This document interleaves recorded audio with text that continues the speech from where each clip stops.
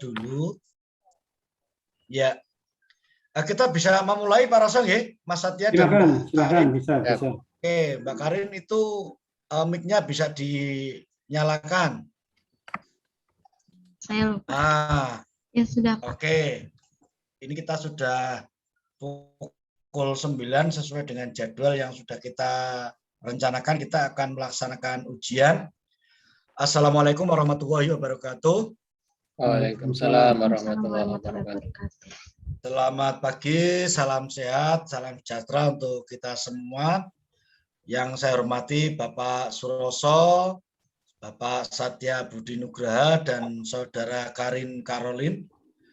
Pertama-tama marilah kita mengucapkan rasa syukur kita kehadirat Tuhan Yang Maha Esa, Allah Subhanahu wa Ta'ala, yang telah melimpahkan rahmat, taufik, dan hidayahnya sehingga pada pagi hari ini kita bisa bertemu secara virtual untuk melaksanakan kegiatan ujian skripsi atas nama Saudara Karin Karolina yang meneliti tentang implementasi atau pelaksanaan pendidikan lingkungan di salah satu sekolah yang ada di Jakarta. Saya mengucapkan terima kasih yang pertama kepada Pak Suroso dan yang kedua kepada Pak Satya yang sudah meluangkan waktu untuk melaksanakan ujian skripsi tersebut. Kemudian kepada Mbak Karin, apakah hari ini dalam kondisi sehat? Sehat, Pak. Puji Tuhan. Ya, berarti siap untuk melaksanakan ujian ya? Iya, Pak.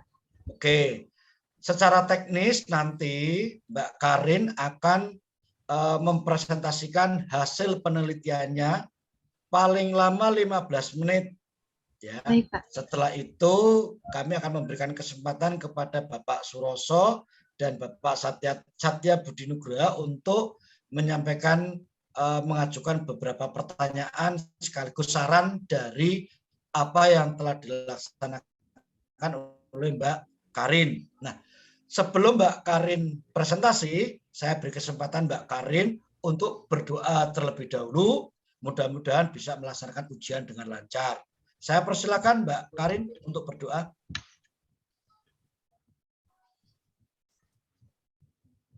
Sudah, Pak. Oke, terima kasih. Untuk selanjutnya langsung saja saya persilakan kepada Mbak Karin ya untuk presentasi. Sebentar saya mau ke Osbun dulu ya.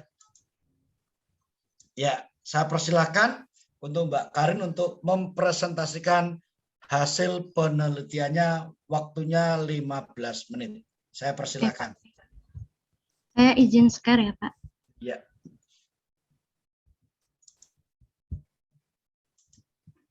Apa sudah tertampil, Pak? Sedang proses. Ya, sudah. Oke. Assalamualaikum warahmatullahi wabarakatuh. Selamat pagi. Selamat pagi kepada Bapak-Bapak sekalian. Saya ingin berterima kasih kepada Bapak Suroso, MSI, Bapak Satya Budi Nugraha, STMT, MSC, dan kepada Bapak Muhammad Soleh, SPD, MPD yang telah menyempatkan waktunya untuk menghadiri sidang ujian skripsi saya ini. Perkenalkan, nama saya Karin Karolina dari Pendidikan Geografi 2017. Izin mempresentasikan hasil penelitian saya yang berjudul tentang pelaksanaan pendidikan lingkungan dalam meningkatkan karakter peduli lingkungan, studi kasus di SMP Sekolah Alam Cikeas, Bogor. Adapun latar belakang dari penelitian saya ini, latar belakangnya dengan melihat permasalahan lingkungan yang sering terjadi, diketahui permasalahan lingkungan ini berasal dari perilaku negatif manusia yang merusak dan bertindak semena-mena terhadap alam lingkungannya. Untuk mengatasi permasalahan lingkungan ini, pemerintah Indonesia melakukan suatu upaya yang memiliki tujuan dalam meningkatkan karakter peduli lingkungan, yaitu dengan menerapkan karakter peduli lingkungan ke dalam dunia pendidikan. Dalam Undang-Undang Republik Indonesia Nomor 23 Tahun 1997 tentang pengelolaan lingkungan, mengungkapkan pendidikan lingkungan ini berperan dalam mengubah perilaku, meningkatkan pengetahuan dan kesadaran masyarakat tentang nilai lingkungan, serta isu permasalahan lingkungan, yang pada akhirnya dapat menggerakkan masyarakat untuk berperan aktif dalam usaha pelestarian lingkungan. Yang pendidikan lingkungan ini pertama kali hadir melalui sekolah ramah lingkungan. Akan tetapi, menurut hasil peninjauan, pendidikan lingkungan yang melalui sekolah ramah lingkungan ini belum terselenggara dengan baik. Usaha pemerintah untuk mewujudkan perubahan perilaku dan upaya penanaman karakter peduli lingkungan kepada masyarakat tidak terhenti sampai di situ saja. Maka lembaga pendidikan menciptakan sekolah alternatif dengan kegiatan pembelajarannya berada di alam. Sistem pembelajaran ini hadir ke dalam sekolah yang disebut dengan sekolah alam. Sekolah alam ini pertama kali dicetuskan oleh Bapak Lendonovo. Sekolah ini hadir sebagai sekolah yang proses pembelajarannya menggunakan konsep alam sebagai media dan objek pembelajaran. Saat ini sekolah alam di Indonesia mengalami perkembangan. Sudah beberapa sekolah alam yang berdiri di negara Indonesia ini. Nah, salah satunya itu adalah Sekolah Alam Cikeas. Sekolah Alam Cikeas ini sangat tepat hadir di wilayah Cikeas. Karena dari hasil pengamatan, Cikeas masih rentan terjadinya kasus permasalahan lingkungan.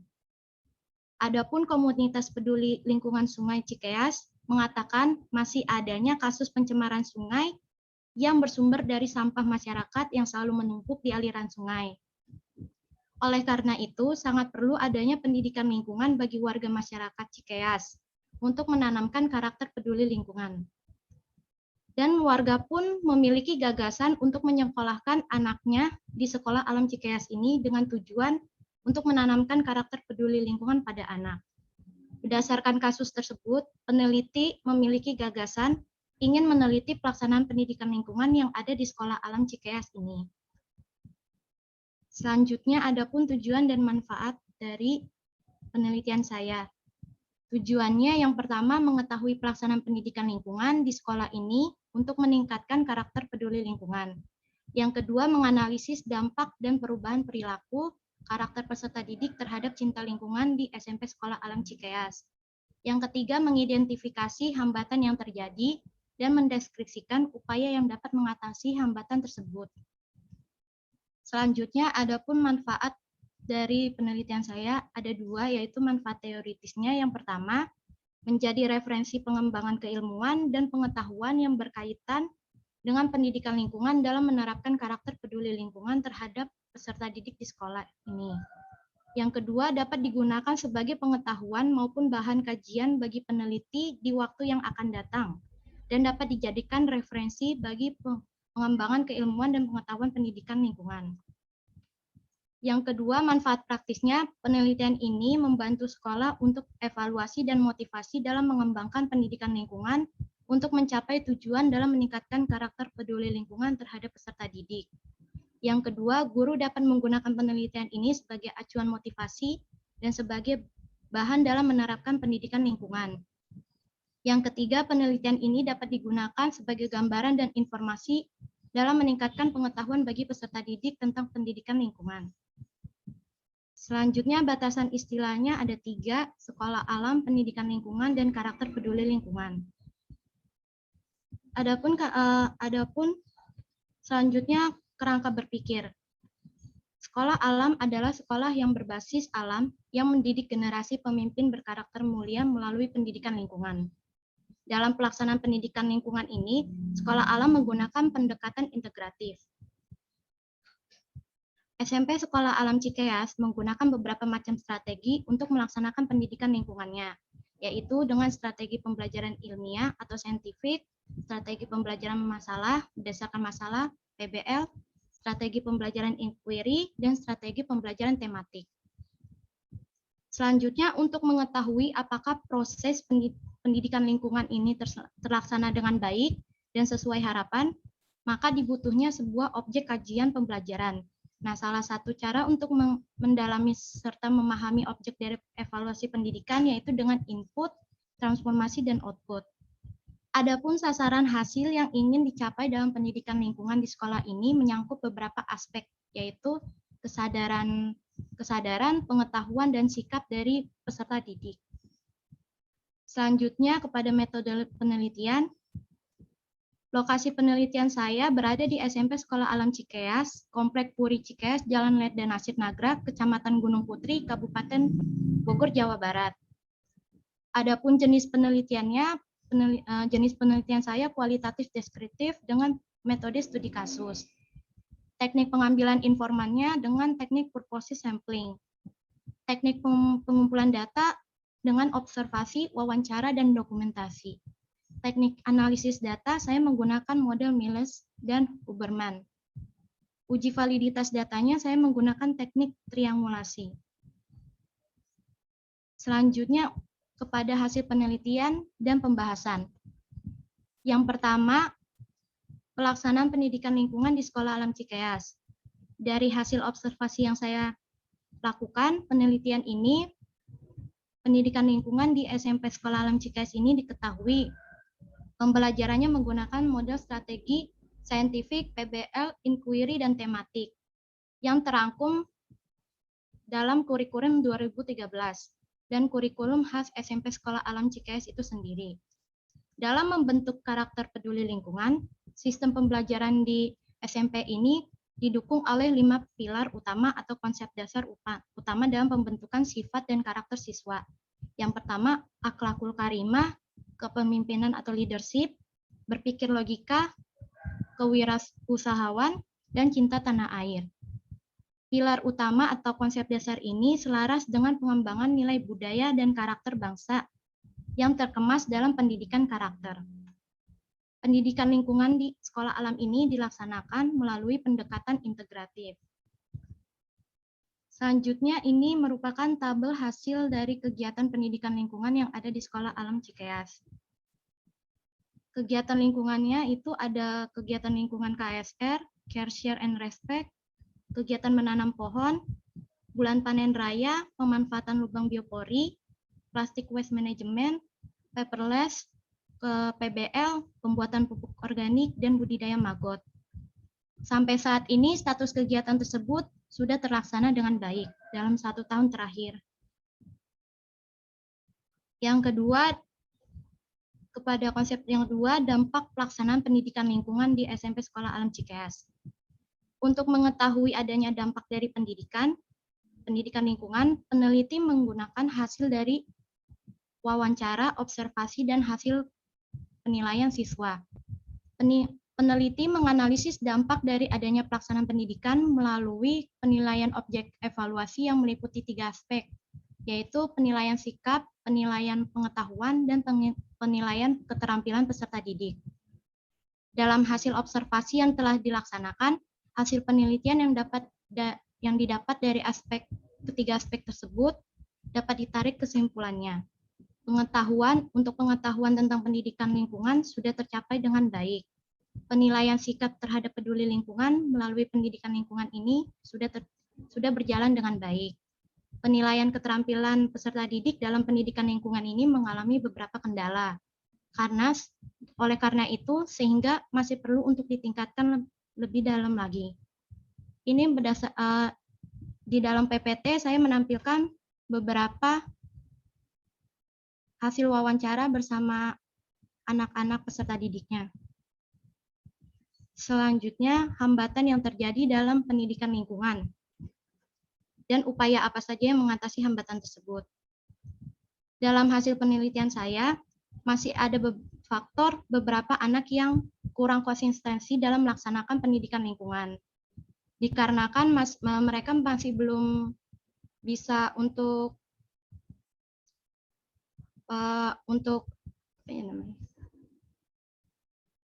mengetahui apa itu pendidikan lingkungan dan kurangnya kegiatan pendidikan lingkungan di masa pandemi ini. Upaya yang dapat dilakukan dari pihak sekolah untuk mengatasi hambatan tersebut, yang pertama, pemberian keteladanan dan selalu mengadakan sosialisasi kepada peserta didik. Yang kedua, tetap melakukan kegiatan pendidikan lingkungan di rumah masing-masing. Sosialisasi keteladanan dan sosialisasi kepada peserta didik itu dapat dilakukan, contohnya seperti saat apel pagi, dan guru selalu menyelipkan pesan-pesan pendidikan lingkungan di setiap mata pelajaran, dan guru selalu mengajak murid-muridnya untuk terlibat aktif dalam kegiatan sosial aksi lingkungan.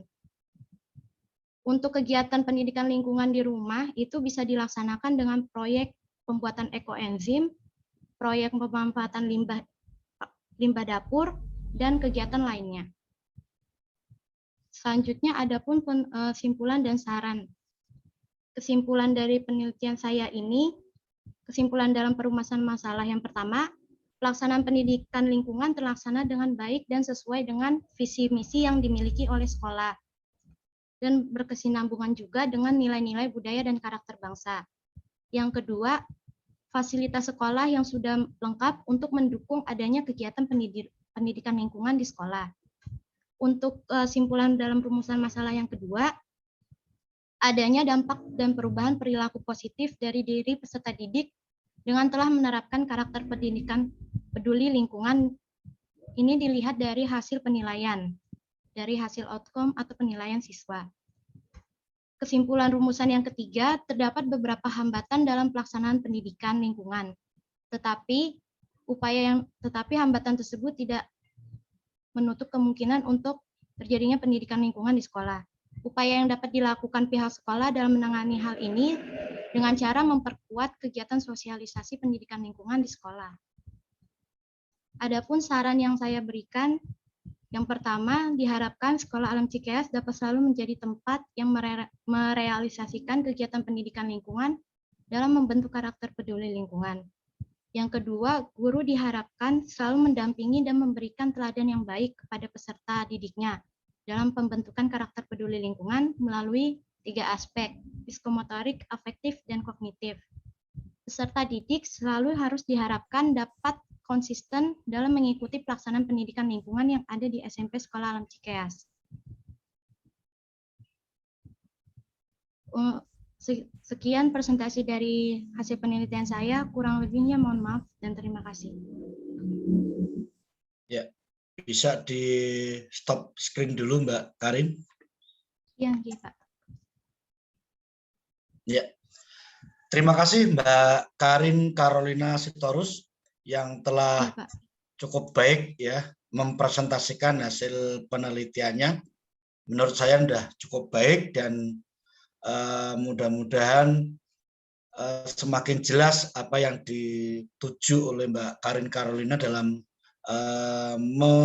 merancang dan melaksanakan penelitian.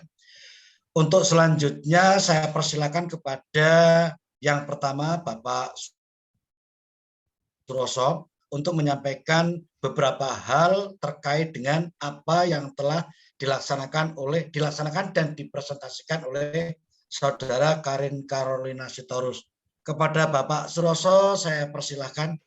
Terima kasih Pak Soleh memberikan waktu pada saya untuk menanggapi apa yang sudah disampaikan oleh Mbak Karin Carolina tadi terkait dengan penelitian skripsinya, yaitu yang terkait dengan tema pendidikan lingkungan yang ada di Sekolah Alam Cikeas. Cikeas Bogor. Ya. Iya, Pak. Mungkin akan menjadi lebih efektif kalau bisa ini saya share ya. Baik, Pak. Beberapa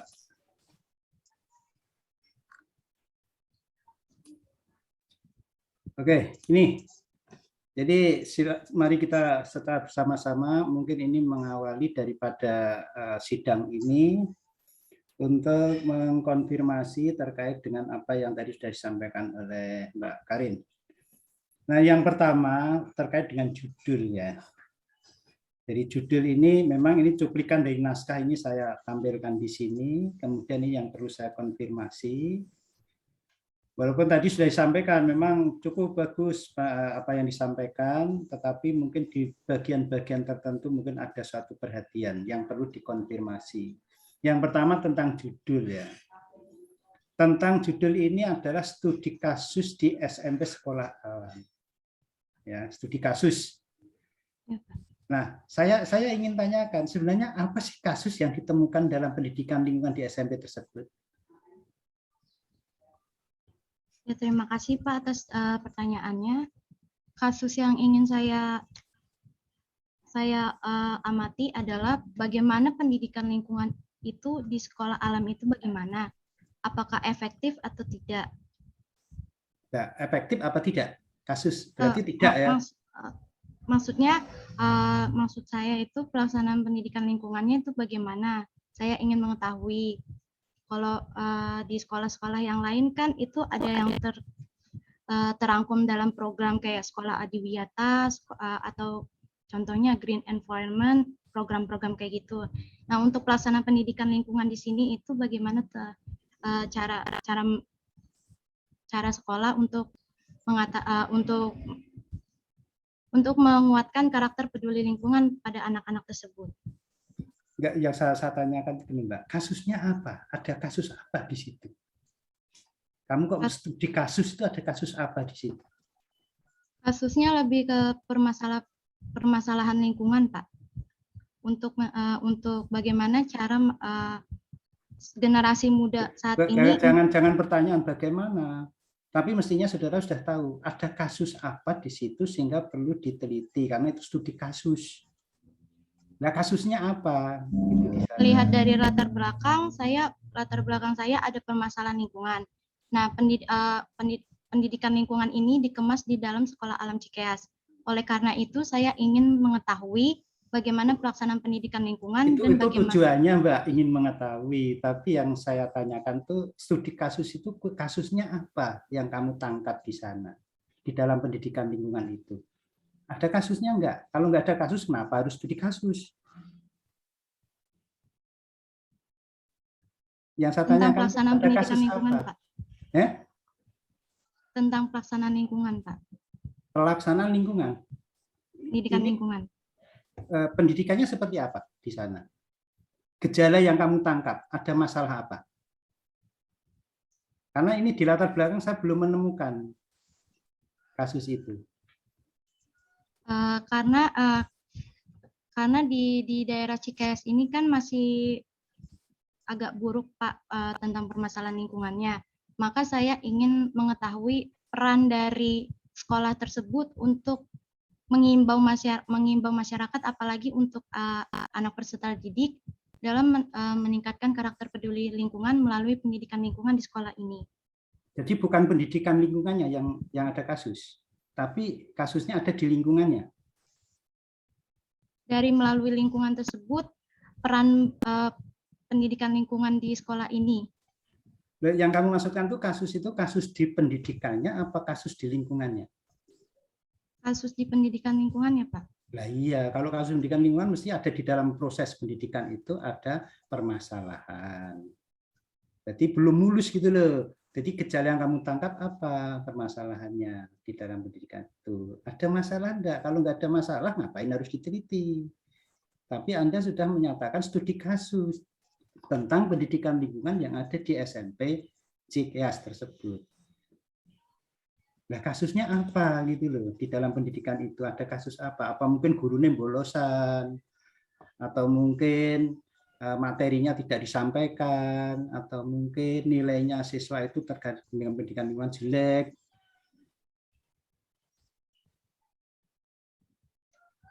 Atau mungkin program-program itu tidak terlaksana 100%. Untuk tadi untuk melihat hambatan kan tadi ada beberapa peserta didik yang masih belum paham pendidikan lingkungan itu seperti apa. Kalau itu hasil penelitian atau baru latar belakang? Hasil penelitian, Pak. Loh, ini kan baru latar belakang, Mbak. Mestinya untuk melihat kasusnya itu ada gejala apa yang ditangkap.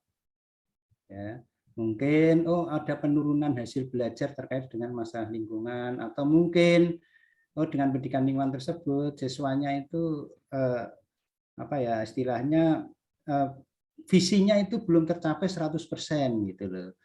Jadi misalkan itu visinya itu dicapainya itu misalkan menargetkan 80% itu tercapai, baru 78, berarti ada masalah, masih 2%, nah, misalnya seperti itu.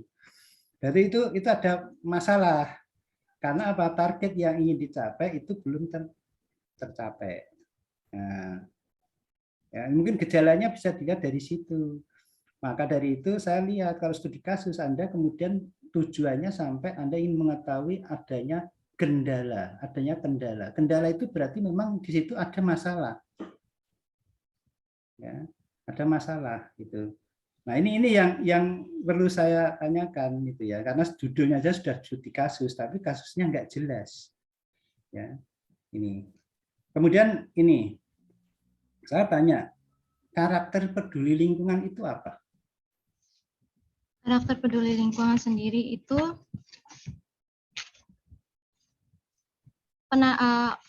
pengertian karakter itu sikap dari dalam diri batin anak-anak dari peserta didik. Nah, karakter peduli lingkungan itu, bentar Pak.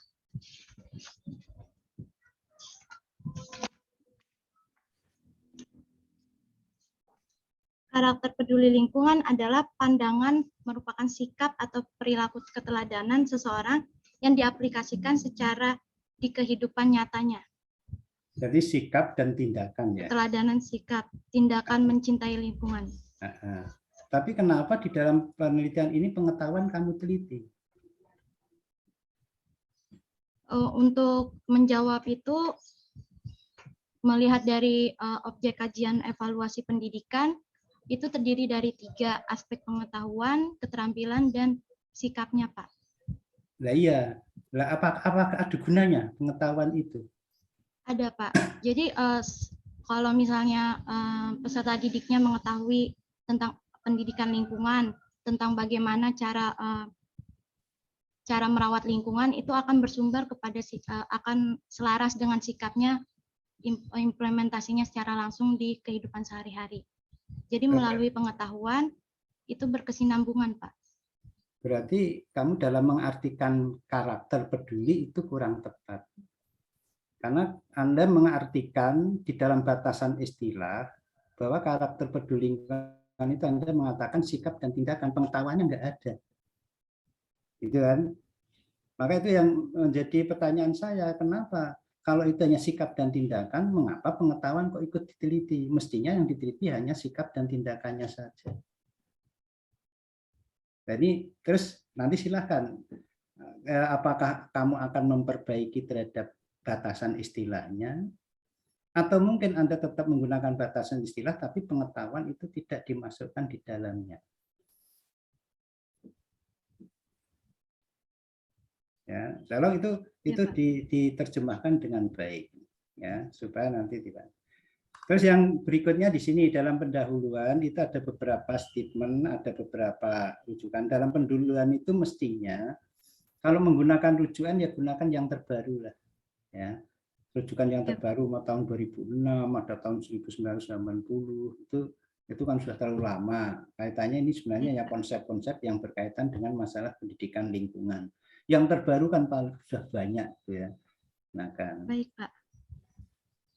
Nah, jadi ini tadi sebenarnya mempertegas dari pertanyaan saya yang pertama, penelitian itu berorientasi pada masalah, ya. Maka dari itu dalam latar belakang itu harus faktual. Tapi latar belakang itu masih bersifat teoritis semua, sehingga saudara tidak bisa menemukan permasalahan apa yang real yang terjadi di sekolah tersebut terkait dengan pendidikan lingkungan. Ya. Nah, itu. Kemudian gejala permasalahan yang teridentifikasi di SMA itu belum nampak. Jadi belum kelihatan. Yang seharusnya Anda perhatikan, gejala permasalahan itu adalah dilihat antara harapan dan realisasi. Harapannya apa? Harapannya itu adalah visi misi. Itu harapan. Kemudian yang terrealisasi seperti apa? Sudah adakah evaluasi-evaluasi yang selama ini dilakukan di dalam pendidikan lingkungan yang ada di situ? Kalau sudah ada, buat dibandingkan evaluasinya itu sudah mencapai berapa persen dari apa yang ingin ditargetkan. Sehingga kalau di situ ada gap, maka disitulah baru muncul adanya permasalahan. Tapi kalau seandainya hasilnya itu kok sudah sesuai dengan apa yang diharapkan, berarti nggak ada masalah. Gitu ya. Nah, itu. Nah, itu kelemahannya bahwa di dalam latar belakang tersebut saudara masih hanya menggunakan secara teoritis. Jadi yang disampaikan itu hanya harapan-harapannya. Oh, sekolah lingkungan itu adalah demikian, sekolah alam demikian, itu harusnya seperti ini, harusnya seperti itu. Tetapi Anda belum menggambarkan sebenarnya apa yang terjadi secara real di situ. Nah, kalau saudara sudah dapat mengungkapkan dua hal itu antara harapan dengan yang kenyataan, maka saudara akan menemukan adanya permasalahan yang ada di situ terkait dengan pendidikan lingkungan. Nah, tolong itu nanti dicermati terkait dengan itu. Kemudian ini manfaat, ini saya ingin tahu lebih jauh. Saudara mengatakan manfaat penelitian yang Anda lakukan, baik secara teoritis maupun secara praktis. Ini saya cantumkan ya, sebagai referensi pengembang keilmuan, kemudian membantu sekolah untuk evaluasi, motivasi. Mungkin kalau bisa memberikan contoh kira-kira apa Mbak, hasil penelitianmu yang bisa bermanfaat untuk ABCD ini. Terima kasih Pak atas pertanyaannya. Untuk pengembangan keilmuan dan pengetahuan yang berkaitan dengan pendidikan lingkungan, itu penelitian ini berguna untuk pengembangan keilmuan bagi pendidikan lingkungan yang lainnya, Pak. Kira-kira hasilnya apa yang bisa digunakan untuk pengembangan? Hasil penelitianmu apa yang bisa digunakan untuk pengembangan ilmu pengetahuan? Untuk dari penelitian saya, barangkali penelitian ini berguna untuk pendidikan lingkungan di kedepannya. Ayo, hasil yang mana? Hasil yang mana? Yang kira-kira bisa digunakan tentang pengembangan keilmuannya. Iya, hasil penelitianmu apa? Terus untuk pengembangan keilmuan tentang apa? Bisa untuk contohnya ke sekolah-sekolah lain untuk bisa mengetahui pelaksanaan pendidikan lingkungan di sekolah alam ini bagaimana, begitu Pak. Teori itu, teori apa praktik? Teori. Bedanya apa? Manfaat teori dengan praktik itu apa tuh bedanya? Manfaat teori lebih ke keilmuan, Pak. Keilmuan. Ilmu apa yang kamu hasilkan dan bisa digunakan untuk pengembangan ilmu pengetahuan berkaitan dengan pendidikan lingkungan dari penelitian ini? Apa? Ilmu apa yang dihasilkan? Ilmu tentang lingkungan. Apa? Seperti apa hasilnya? Tentang pelaksanaan pendidikan lingkungan yang ada di sekolah alam. Itu menjadi referensi pengembangan keilmuan. Iya, Pak. Seperti apa? Untuk peninjauan kepada pihak-pihak lainnya untuk mengetahui pelaksanaan pendidikan lingkungan di sekolah alam Cikeas itu bagaimana? Ya, tolong ya. Jadi menulis ini tolong itu disesuaikan dengan apa yang kamu hasilkan.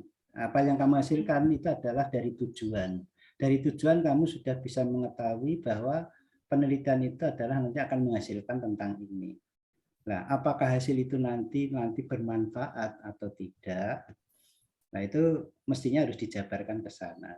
Jadi tidak asal ditulis sebagai untuk evaluasi. Lalu apa untuk evaluasi itu, kira-kira hasil penelitian mana yang mau digunakan untuk evaluasi? Nah, contohnya seperti itu. Sebagai acuan motivasi, motivasi yang mana hasil penelitianmu itu bisa memberikan motivasi. Nah, contohnya seperti itu ya. Jadi ini tolong manfaat-manfaat ini supaya diterjemahkan disesuaikan dengan tujuan penelitian yang ingin saudara harapkan. Ya, dari situ diharapkan nanti akan bermanfaat. Secara teoritis bahwa penelitian itu menghasilkan suatu teori. Ya, teori itu nanti bisa menghasilkan, bisa digunakan oleh orang lain dalam rangka untuk mengembangkan ilmu. Nah, itu hebat itu kalau menghasilkan suatu teori. Oke, kemudian kita merangkak lagi pada kerangka berpikir di dalam penelitian. Kerangka berpikir itu sebenarnya mengungkapkan apa, Mbak? Ini sebenarnya di sempro dulu sudah saya tanyakan juga. Kerangka pikir itu sebenarnya isinya apa dan gunanya untuk apa tuh? Isinya apa kerangka pikir itu? Menjelaskan secara garis besar alur penelitian. Itu bukan metodologi. Alur penelitian itu bukan metodologi.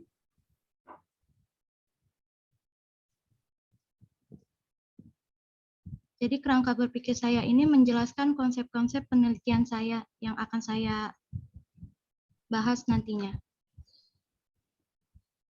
Misalnya ya, ini kerangka pikir ini basis dasarnya apa untuk membangun kerangka pikir? Untuk membangun konsep penelitian. Dasarnya apa? Dasarnya dari permasalahan apa yang ingin saya capai dalam penelitian. Permasalahan. Ya. Kemudian nanti digunakan sebagai basis untuk membuat kerangka pikir. Lalu isinya apa kerangka pikir itu? Konsep-konsep dan hubungan dari penelitian, Pak. Maksudnya? Maksudnya gimana? Kumpulan konsep-konsep untuk bahan penelitian. Hanya sekedar bahan penelitian saja? Bahan penelitian yang seperti apa? Kerangka itu rangka. Garis besar alur logika berjalannya penelitian. Logika berjalannya penelitian. Oke. Nah, kalau Anda di situ ada kerangka pikir, kamu buatkan flowchart. Flowchart itu adalah peta konsep. Bagaimana kerangka pikir Anda itu tersusun gitu ya, tersusun bahwa itu berbasis dari suatu permasalahan. Namun saya melihat antara uraian di dalam kerangka pikir dengan flowchart-nya itu tidak klop. Seharusnya uraian yang ada di dalam kerangka pikir itu adalah menjelaskan tentang flowchart-nya. Itu. Ya. Tapi itu tidak sinkron. Ya. Kalau tidak sinkron, mestinya uraiannya tidak perlu. Ya, tidak perlu pakai uraian. Ya, uraian itu sebenarnya itu hanya sekedar simpulan saja secara garis besar bagaimana kerangka pikir tersebut terbangun. Tapi sebenarnya kerangka pikir itu adalah berasal dari tinjauan pustaka yang Anda bangun, yang Anda uraikan di situ. Ya. Nah, kemudian di sana Anda juga belum menjelaskan dalam kerangka pikir ini penelitian itu di sekolah alam. Tetapi dalam kerangka pikir tersebut belum ada yang menjelaskan sekolah alam itu seperti apa karakteristiknya. Karena apa yang kamu lakukan di sana pendidikan lingkungan itu seolah itu pendidikan lingkungan itu sama dengan pendidikan yang reguler biasa. Nah, itu ya. Jadi belum ada sesuatu yang khas terkait dengan sekolah alam yang ada di dalam kerangka pikir. Mestinya di situ harus dimasukkan seperti apa sih karakteristik sekolah alam tersebut di dalam melaksanakan pendidikan lingkungan yang ada di sekolah tersebut. Itu belum ada. Ya. Nah, kemudian ada ini konsep yang perlu harus saudara perhatikan. Scientific itu bukan strategi. Ya, Anda mengatakan strateginya scientific itu tadi di tayangan PPT-mu itu juga mengatakan scientific itu strategi. Padahal scientific itu seharusnya itu pendekatan itu di dalam satu pembelajaran. Ya, berbasis keilmuan, berpikir secara kritis itu adalah pendekatan. Lalu kan saudara mengatakan pendekatannya integral. Integral itu yang seperti apa?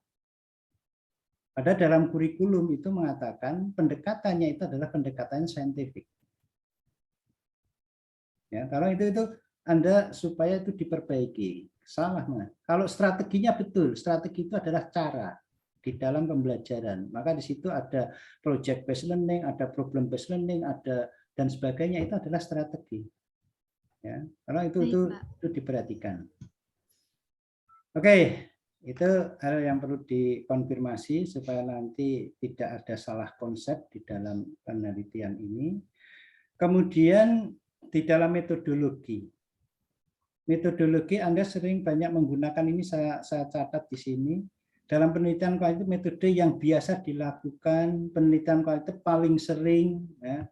Nah, kata-kata yang normatis yang tidak jelas ini tidak punya kepastian. Tolong di dalam metodologi kalimat-kalimat semacam itu dihilangkan. Baik, Pak. Ya, itu yang. Kemudian instrumen. saudara mengatakan orang itu adalah human instrument. Ini tolong ditinjau kembali. Benarkah bahwa orang itu adalah instrumen, bukan subjek penelitian? Baik, Pak. Enggak. Ini ya saya ingin tahu kenapa Anda mengatakan orang itu adalah instrumen. Itu saya merujuk dari hasil penelitian yang lain, Pak. Ya, kalau merujuk mestinya harus punya mempunyai komitmen toh. Jangan hanya sekedar saya merujuk dari sana, tetapi kan ada alasan. Kenapa kamu rujuk?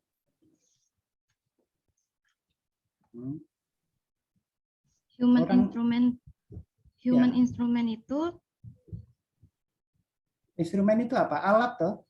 Iya, Pak. Berarti orang itu alat penelitian. Enggak, Pak. Nah, itu ya. Mestinya kalau orang itu adalah subjek. Subjek penelitian itu adalah orang. Ya. Tapi kalau seandainya orang kamu jadikan sebagai alat, ini gimana? Ya. Nah, ini tolong hal yang demikian ini. Ya. Ini kaitannya dengan apa nanti ya? Ini masih ada. Nah, kemudian ini tujuan utama dari adanya penelitian Anda itu penelitian kualitatif untuk memahami fenomena dan ini sekian. Kemudian akhirnya akan menghasilkan sebuah teori. Apa benar bahwa penelitianmu nanti akan menghasilkan suatu teori?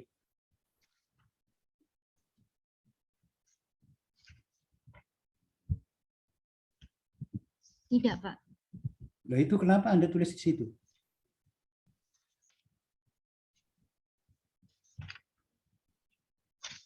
Ya, menulis itu kan mestinya harus dipikir terlebih dahulu ya. Jangan sampai Anda menulis tapi itu tidak sesuai dengan apa yang kamu pikirkan. Nah, ini nulisnya itu dari mana Anda peroleh? Nah, kalau saudara itu tidak, kenapa ini kamu tulis? Akhirnya akan menghasilkan satu teori. Nah, ini keteledoran yang mestinya itu harus diantisipasi ya, jangan sampai menulis asal menulis, tetapi menulis harus dipahami terlebih dahulu apa yang akan ditulis.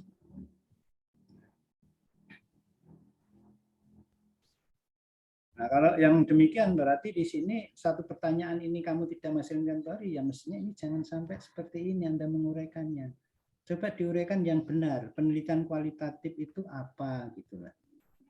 Ya, jangan sampai salah Anda merumuskannya.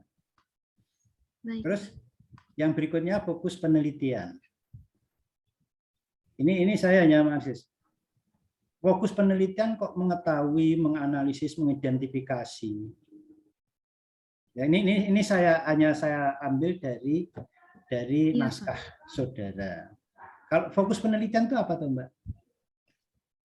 Fokus penelitian itu konsep untuk bahan penelitian kita.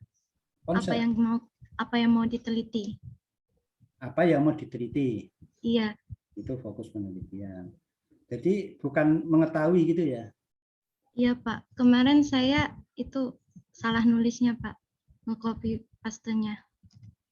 Oh ya, jangan copy Lupa paste. dihapus. Maksudnya dari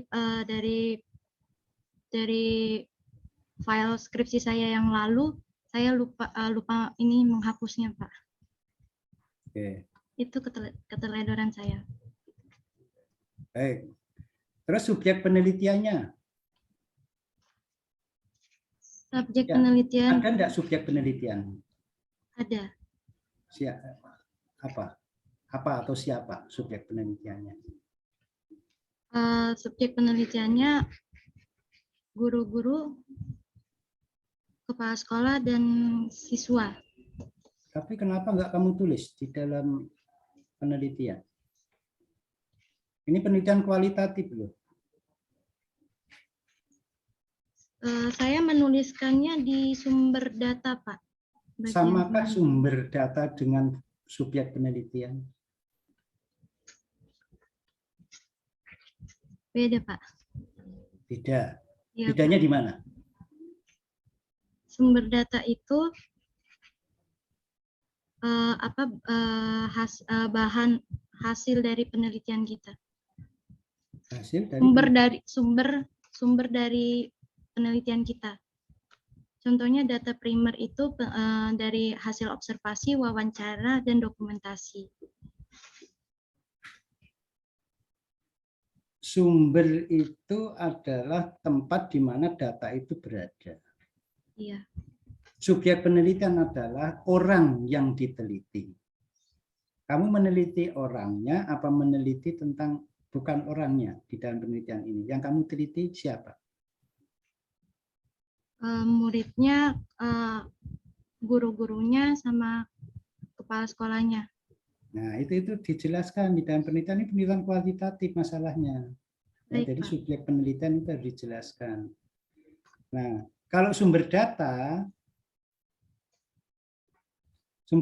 ini bukan wawancara, bukan observasi. Tapi kamu menjabarkan di sini sumber data kok observasi, wawancara, dan seterusnya. Mestinya wawancara observasi ini dimasukkan dalam teknik pengumpulan data, bukan sumber data, tapi teknik pengumpulan data. Cara bagaimana mengumpulkan data-data itu. Oke. Halo Mbak Karin, ada gangguan? Ya, kita tunggu ya. Bentar, Mbak Karin. Baru ada gangguan ini. Bentar. Oh iya, gambarnya diam aja itu, Pak. Nge-lag ya, nge-lag. Itu baru fault. Dan sepak bola itu baru ada fault itu, pelanggaran. Ya, kita tunggu dulu karena laptopnya Mbak Karin itu tiba-tiba hang. Bentar. Saya menghubungi dulu, Pak.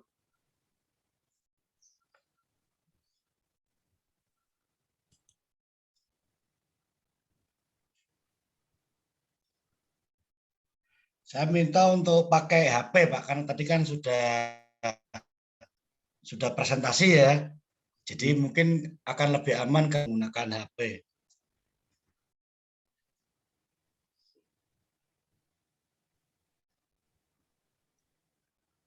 Ini pedine pemulai ujian skripsi ning kampus no ora iso to Pak Soleh.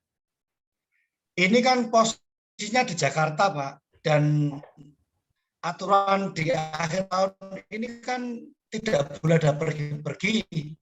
Jadi ya terpaksa tidak saya izinkan kalau ke Semarang. Daripada nanti bermasalah di perjalanan, maksud saya begitu.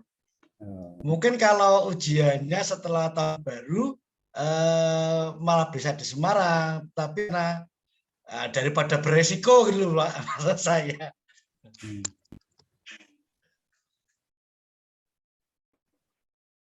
Karena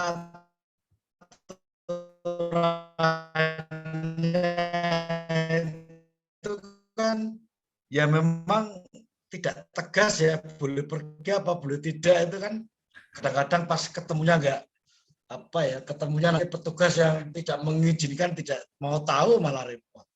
Sudah, saya minta kamu di Jakarta saja. Aku tak nyambung kabel dulu ini. Ketoknya sinyalku juga kecil. Oke, monggo. Mumpung si Carolina masih Natalan.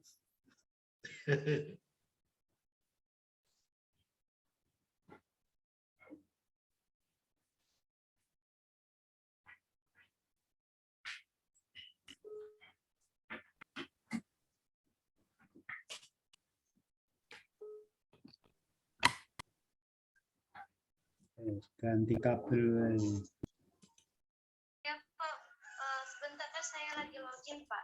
Oh iya, sebenarnya pakai HP nggak apa-apa sih, ya ditunggu ya. Tidak usah, pokoknya kita tunggu ya. Ya. Iya Pak.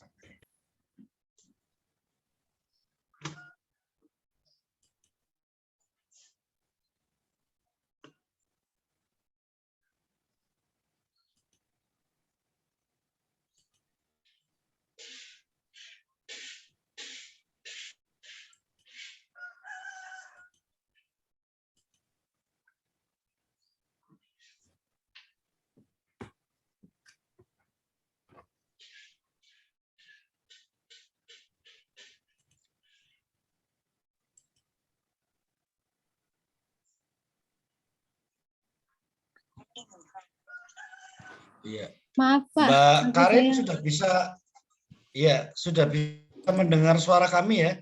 sudah Pak. Oke, masih tetap kalau gitu kita akan melanjutkan. Jangan lupa untuk tulisnya tetap dipersiapkan ya, meskipun nanti juga Iya akan Pak. saya beri hasil recording dari kegiatan ini. Untuk selanjutnya, monggo saya persilakan kepada Pak Roso untuk melanjutkan. Terima kasih. Maaf Pak. Iya, Mbak Karin, sudah siap? Sudah Pak. Oke, kalau sudah. Ya, gini, kita lanjutkan. Nah, tapi ini hanya di dalam teknik metodologinya, ini saya hanya memberikan satu saran-saran masukan saja. Ya, tolong yang terkait dengan itu tadi itu diluruskan ya, mengenai Baik. sumber datanya. Sumber data itu adalah lokasi di mana data itu diperoleh. Kemudian wawancara, observasi, dokumentasi itu adalah merupakan satu teknik pengumpulan data. Kemudian di dalam teknik pengumpulan data itu ada yang namanya instrumen. Nah, tolong itu dijelaskan karena saya belum melihat instrumen-instrumen apa yang saudara gunakan di dalam pengumpulan data. Misalnya, kalau kamu menggunakan wawancara, instrumennya apa?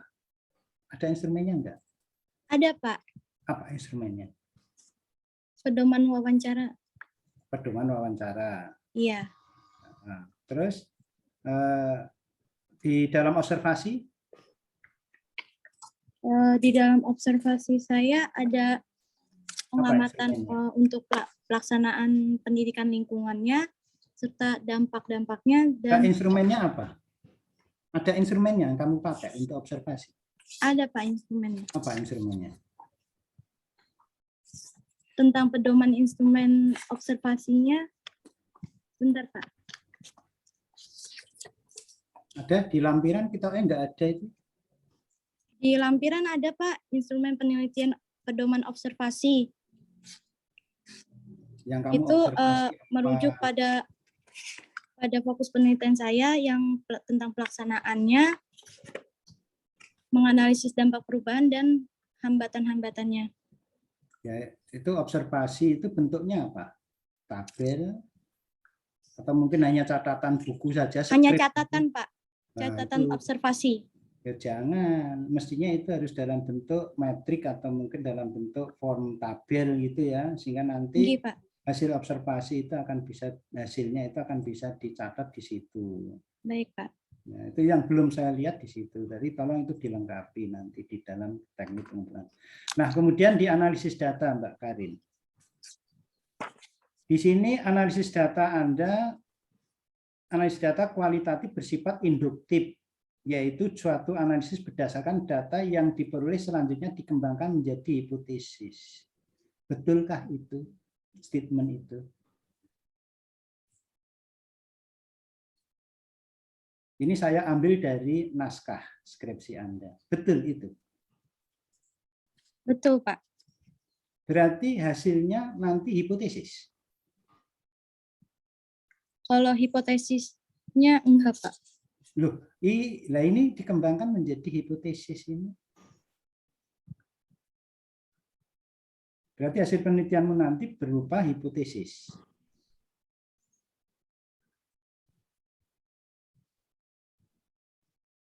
Hipotesis itu untuk penelitian kuantitatif, Pak.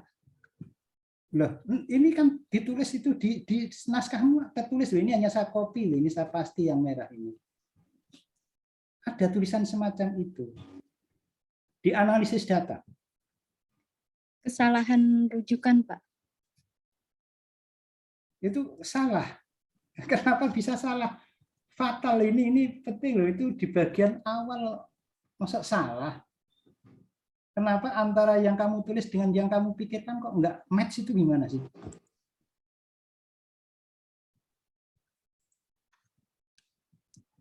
Kenapa bisa terjadi antara yang dipikir dengan yang ditulis kok enggak sama itu?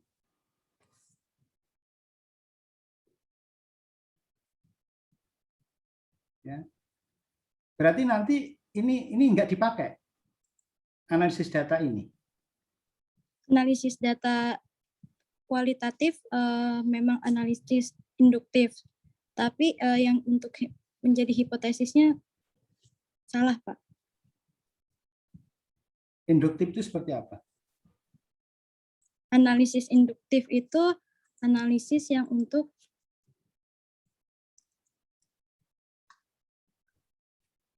analisis dikatakan induktif itu penarikan kesimpulan yang dari fakta-fakta khas, fakta-fakta khusus yang untuk kemudian ditarik kesimpulannya. Itu induksi. Oke, berarti tidak ada hipotesis ya? Iya, Pak. Ya, kalau nggak ada hipotesis ini jangan seperti itu, nanti uraiannya itu dikoreksi. Nah, terus di situ ada 3 langkah analisis kualitatif, reduksi data, penyajian data, verifikasi atau kesimpulan data. Begitu, betul itu? Iya, Pak. Nggak salah lagi itu? Enggak, Pak. Ya. Kalau ada sekarang saya ingin tanya, untuk tujuan penelitian kedua yang terkait dengan dampak dan ketiga hambatan, itu caranya masih dengan cara ini atau dengan cara yang lain? Maaf, Pak, bisa diulangin sekali lagi pertanyaannya? Tujuan penelitianmu kan ada 3. Iya. 1 itu terkait dengan seperti apa pelaksanaan pendidikan lingkungan yang ada di sekolah itu. Yang kedua mengetahui dampaknya. Yang ketiga mengetahui kendalanya. Apakah tujuan yang kedua terkait dengan dampak dan tujuan yang ketiga terkait dengan hambatan itu juga dianalisis dengan menggunakan cara reduksi data, penyajian data, dan verifikasi atau kesimpulan data. Semua seperti itu? Iya, Pak. Iya. Oke. Kalau iya, saya ingin contoh bagaimana Anda menganalisis mulai dari data, kemudian mereduksinya seperti apa, penyajian datanya bagaimana, dan kesimpulan seperti apa. Coba tunjukkan mungkin 1 contoh.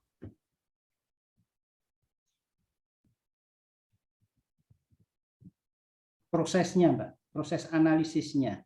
Karena saya lihat di lampiran itu nggak kelihatan, nggak ada. Bagaimana proses analisismu itu? Dari reduksi data itu caranya bagaimana? Dalam penelitian ini, proses kegiatan reduksinya, saya mengambil dari hasil wawancara 20 narasumber, ya terdiri atas 8 guru dan 12 peserta didik. Nah, proses reduksi data ini berasal dari hasil observasi wawancara.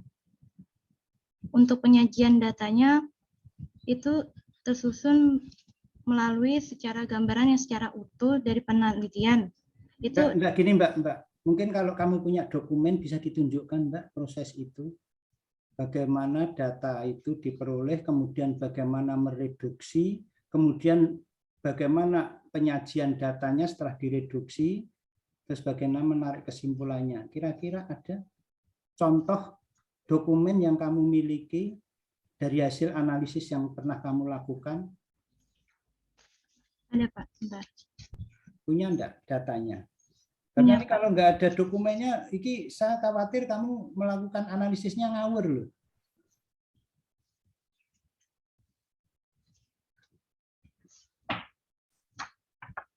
Bentar, Pak.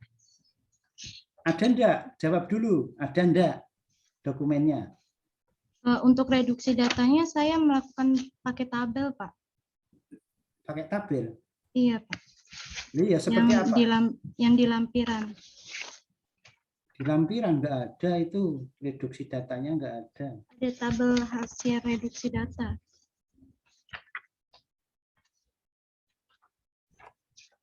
Pak, ada tuh di lampiran?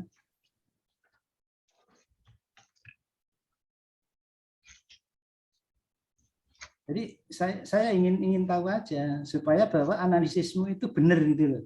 Oh, datanya ini, kemudian dilakukan reduksi, caranya begini. Reduksi itu apa, Mbak?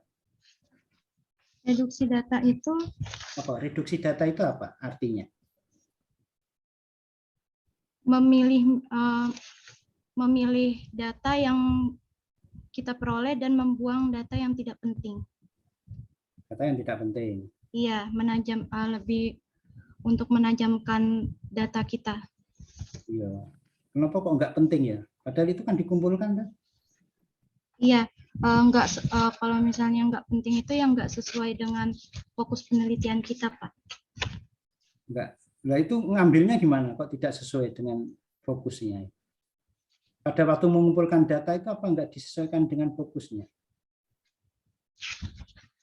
Contohnya ada informasi yang agak melenceng dari narasumber, nggak saya sertakan di dalam informasi yang melenceng. Iya. Maksudnya melenceng itu seperti apa? Informannya yang melenceng atau informasinya? Ketika saya mengadakan wawancara, itu kan wawancaranya kayak berkembang gitu, Pak. Narasumbernya cerita kemana-mana gitu. Terus nanti kalau informasinya yang nggak penting, nggak sesuai dengan fokus penelitian saya, nggak saya masukin ke hasil penelitian, Pak. Oh, hanya gitu ya.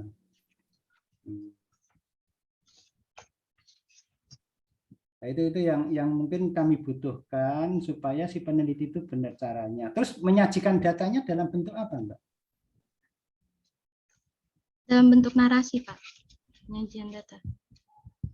Loh, dari tabel, kemudian direduksi, terus disajikan dalam bentuk narasi. Itu namanya deskripsi, bukan menyajikan. Itu namanya mendeskripsikan.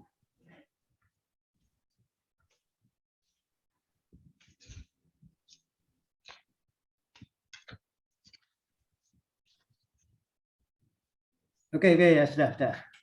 Rupanya ini mungkin perlu harus saudara pahami ya, karena ini penelitian kualitatif itu harus jelas ya, alur bagaimana skenario kegiatan yang dilakukan sehingga ini tidak ada kesan nantinya bahwa di dalam penelitian itu hanya asal-asalan pada waktu mereduksi kemudian menginduktifkan ya, menyimpulkan sesuatu itu hanya asal-asalan, itu yang dikhawatirkan ya. Baik, selanjutnya ini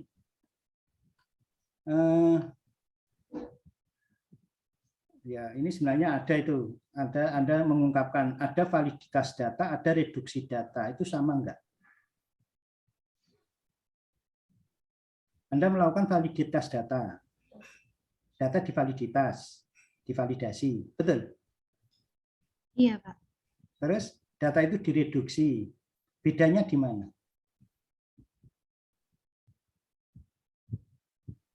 Memvalidasi data caranya gimana?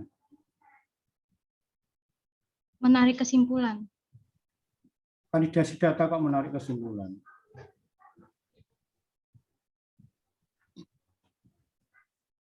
Mestinya kalau uji validitas data itu diuji validitasnya.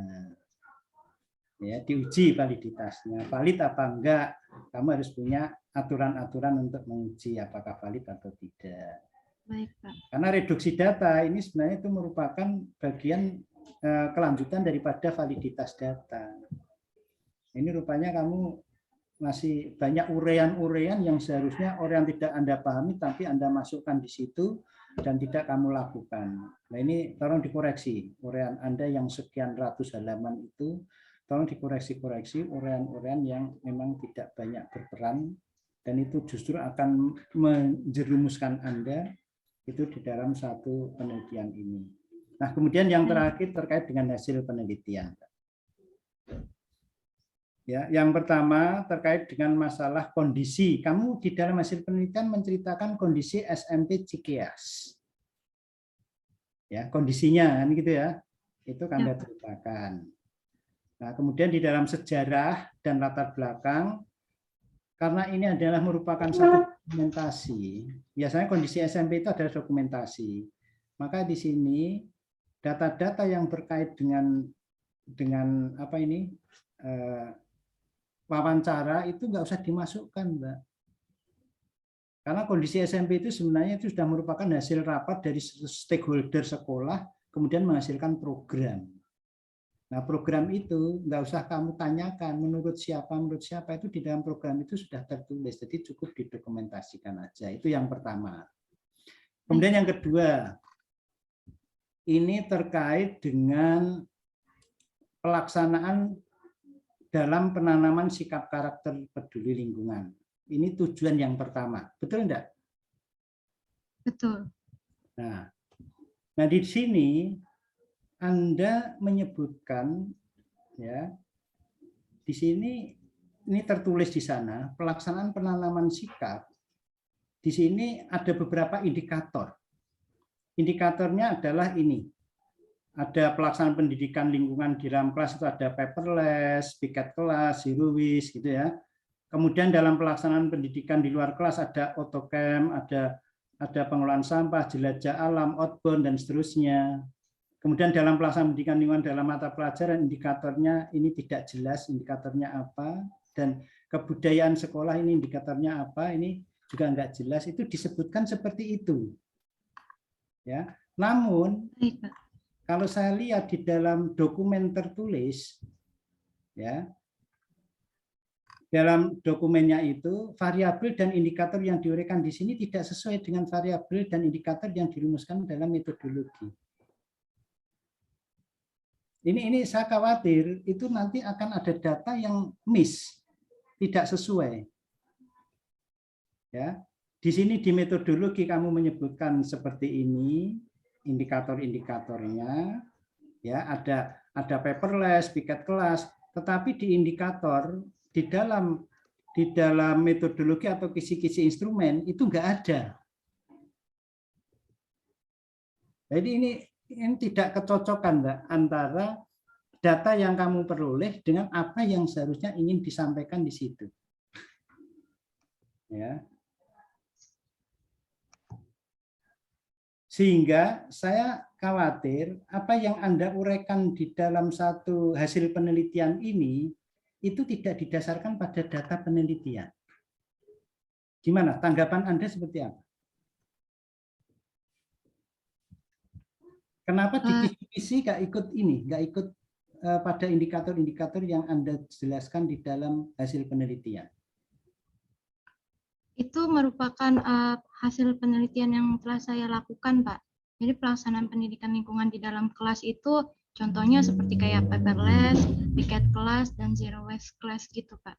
Iya, tetapi pada waktu kamu meneliti kan pakai instrumen, wawancara pakai instrumen, observasi pakai instrumen.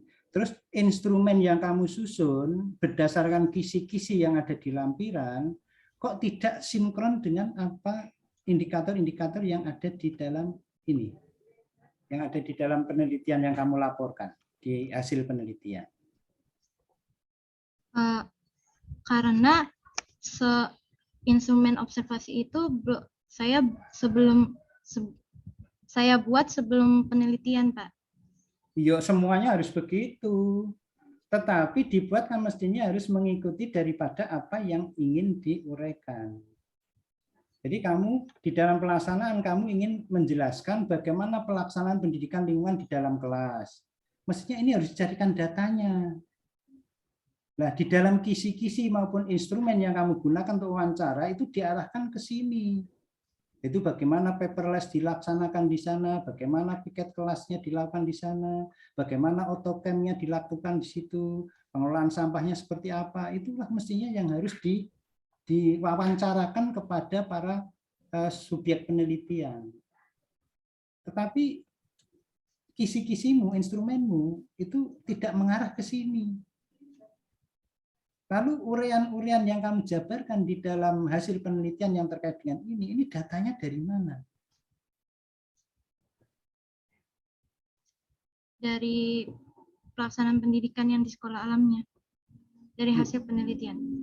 Dari penelitianmu, instrumennya saja tidak menggambarkan itu. Pertanyaan-pertanyaan yang kamu ajukan itu tidak menanyakan tentang ini. Justru pertanyaannya itu pertanyaan yang lain, tapi kamu bisa menguraikan di sini datanya dari mana? Dari dari hasil penelitian saya, Pak. Hasil penelitian lah, kenapa di instrumennya nggak kelihatan di situ? Kisi-kisimu itu nggak menjelaskan ke sana. Kamu nggak meneliti tentang itu. Yang kamu teliti itu ya wawancara itu berdasarkan dari lembar wawancara yang kamu pakai, observasi dari lembar observasi. Nah ini nggak cocok ini.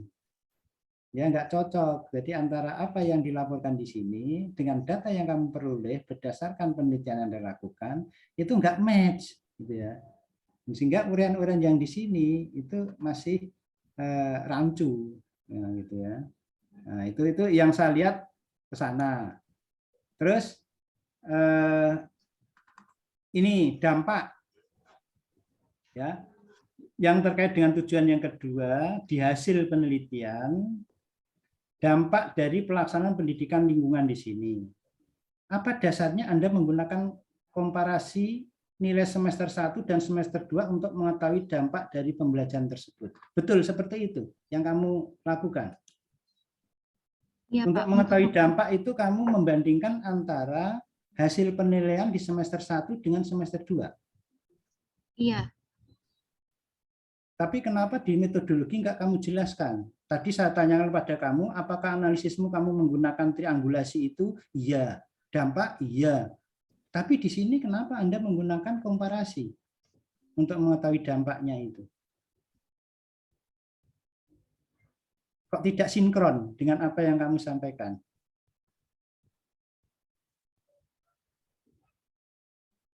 Gimana enggak?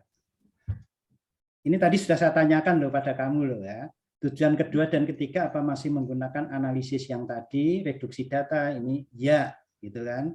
Nah, sekarang saya ketahuan di hasil ternyata kamu analisnya menggunakan mengkomparasi membandingkan antara hasil penilaian semester 1 dan semester 2.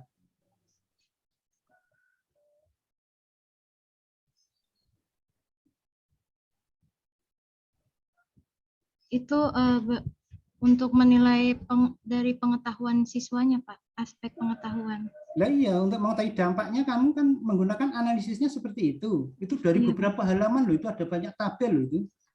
Iya, Pak. Semuanya isinya seperti itu dan kamu hanya membandingkan antara semester 1 dan semester 2. Betul seperti itu? Iya, Pak. Kok enggak sesuai dengan kamu yang jawab tadi yang pertama? Kamu menggunakan reduksi data, menggunakan ini, tapi kenapa kok kamu pakai ini?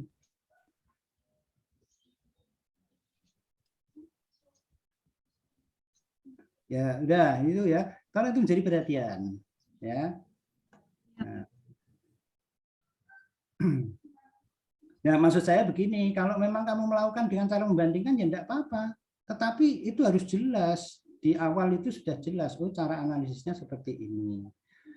Nah, kemudian itu sebenarnya masih ada akan saya tanyakan. Kalau semester 1 dan semester 2, kenapa dibandingkan di antara dua semester itu? Apa ada perbedaan perlakuan? Semester 1 dengan semester 2 itu ada perbedaan perlakuan? Ada, Pak. Ada. Ada. Kamu menelitinya semester 1 apa semester 2? Di meneliti sekarang itu di semester 1, Pak. Semester 2 enggak kamu teliti? Wah, itu saya ngambilnya dari hasil yang penilaian yang dulu-dulu, Pak, yang tahun lalu. Nah itu berarti apakah kamu itu tahu ada perlakuan yang berbeda atau tidak, kan akhirnya kamu nggak tahu karena itu hanya data-data yang kemarin. Nah ini yang menjadi pertanyaan seperti itu, kenapa dampaknya dari situ? Kalau saya sarannya dampak itu adalah itu bagaimana antara yang diharapkan dengan pendidikan yang terrealisasi. Kemudian Anda bandingkan antara pelaksanaan pendidikan itu dengan hasil. Apakah pelaksanaan pendidikannya sudah baik, mesti hasilnya sudah baik. Kalau dalam pelaksanaannya ada error-error sedikit, mungkin di situ hasilnya mungkin juga ada error-error sedikit. Sehingga di situ kalau Anda bandingkan di antara pelaksanaan dengan hasil, maka akan ketemu dampaknya. Ya, kalau saya seperti itu untuk mengetahui dampak. Nah, kemudian pada bagian yang ketiga tentang hambatan, kamu kamu hambatan itu gimana caranya untuk mengetahui hambatan itu? Dari hasil wawancara. Analisisnya, hanya wawancara saja? Iya, Pak.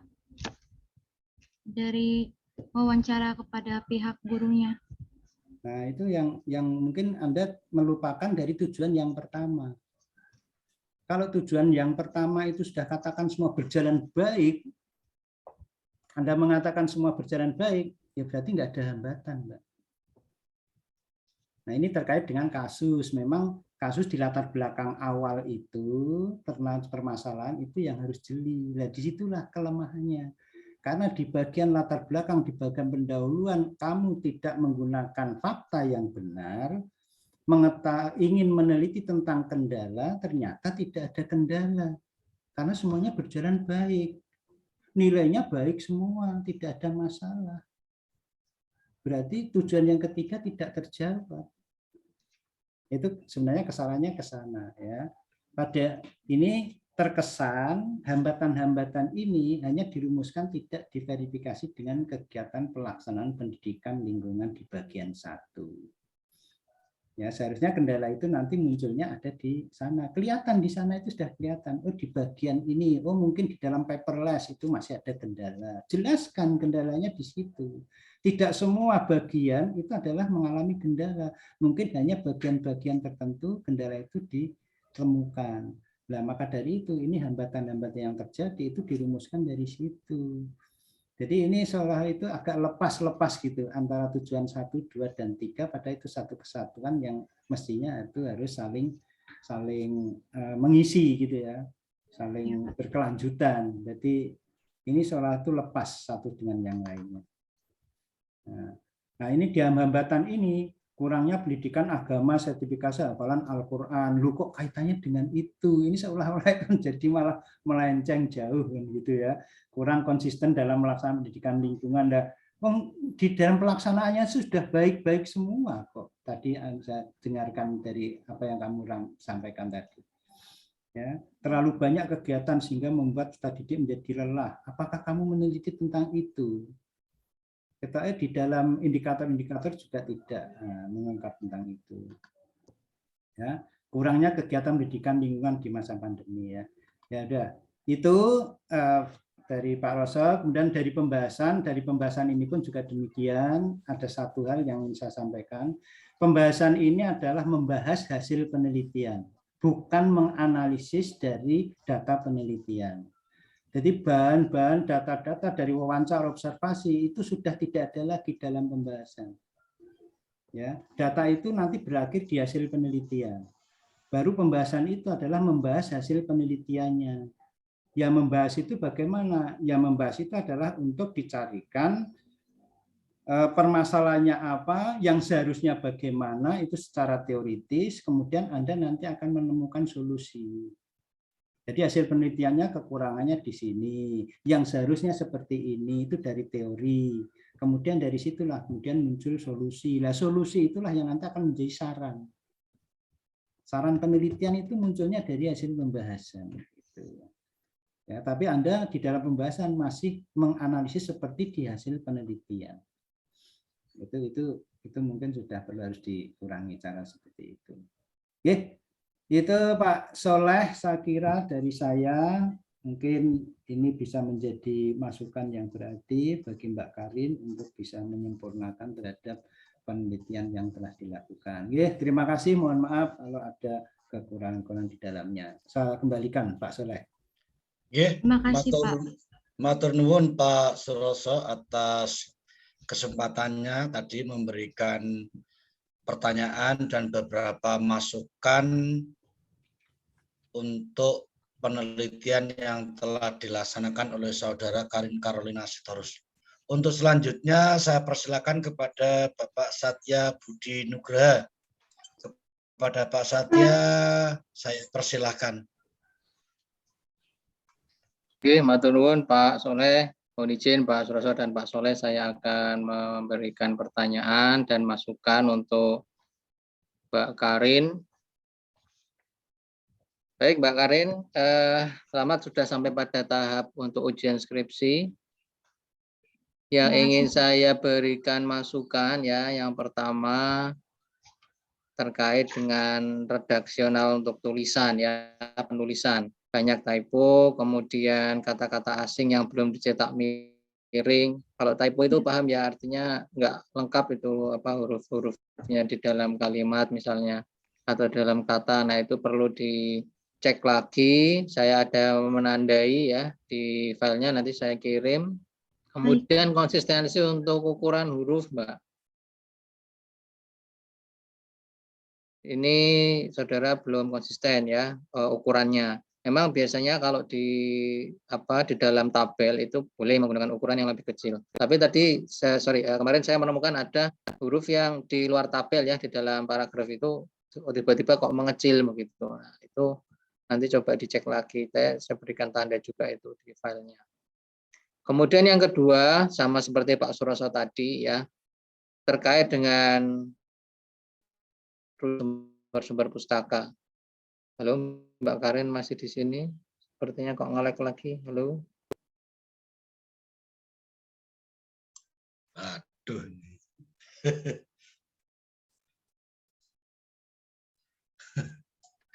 Bentar, Pak. Wah, saya. Gih, hilang. Maaf Pak, Oke, mati lagi. sampai mana tadi? Tadi kan HP-nya. Yang- Lihat saja, Mbak, kameranya, Iya, Mbak. Ini udah Pak, udah pakai HP. Iya, Oke. iya. Tadi yang kamu dengar sampai mana, Mbak? Dari yang baru awal Pak, yang mau dikirim dokumennya. Oh ya, itu intinya ini ya Mbak, redaksional tulisan ya, nanti saya kirim. Baik Pak. Kemudian yang kedua untuk sumber pustaka ya, rujukan itu betul yang seperti disampaikan Pak Suroso tadi, kalau bisa dicari yang lebih baru, lebih update. Biasanya itu kalau ini ya dalam konteks penulisan ilmiah itu ya maksimal ya 10 tahun terakhir begitu. Jadi yang tahunnya agak lebih dari itu ya coba dicari alternatifnya. Baik Pak. Kemudian yang ketiga di kerangka pikir Mbak, kenapa itu ada anak panah yang mengarah ke dua ya? Coba kamu buka di filenya itu di kerangka pikir itu kok setelah untuk menuju ke yang bawah itu loh Mbak, yang menuju ke yang karakter itu kenapa ada anak panahnya menuju ke bawah dan ke atas begitu. Itu kan kamu setelah di halaman 45 ya, itu kerangka pikir. Itu kan ada untuk pendidikan lingkungannya itu ada pendekatan, strategi, objek, dan sasaran, begitu kan? Iya Pak. Kemudian ke bawah itu ada karakter peduli lingkungan, tapi kemudian anak panahnya kenapa ada yang ke atas juga? Maksudnya gimana?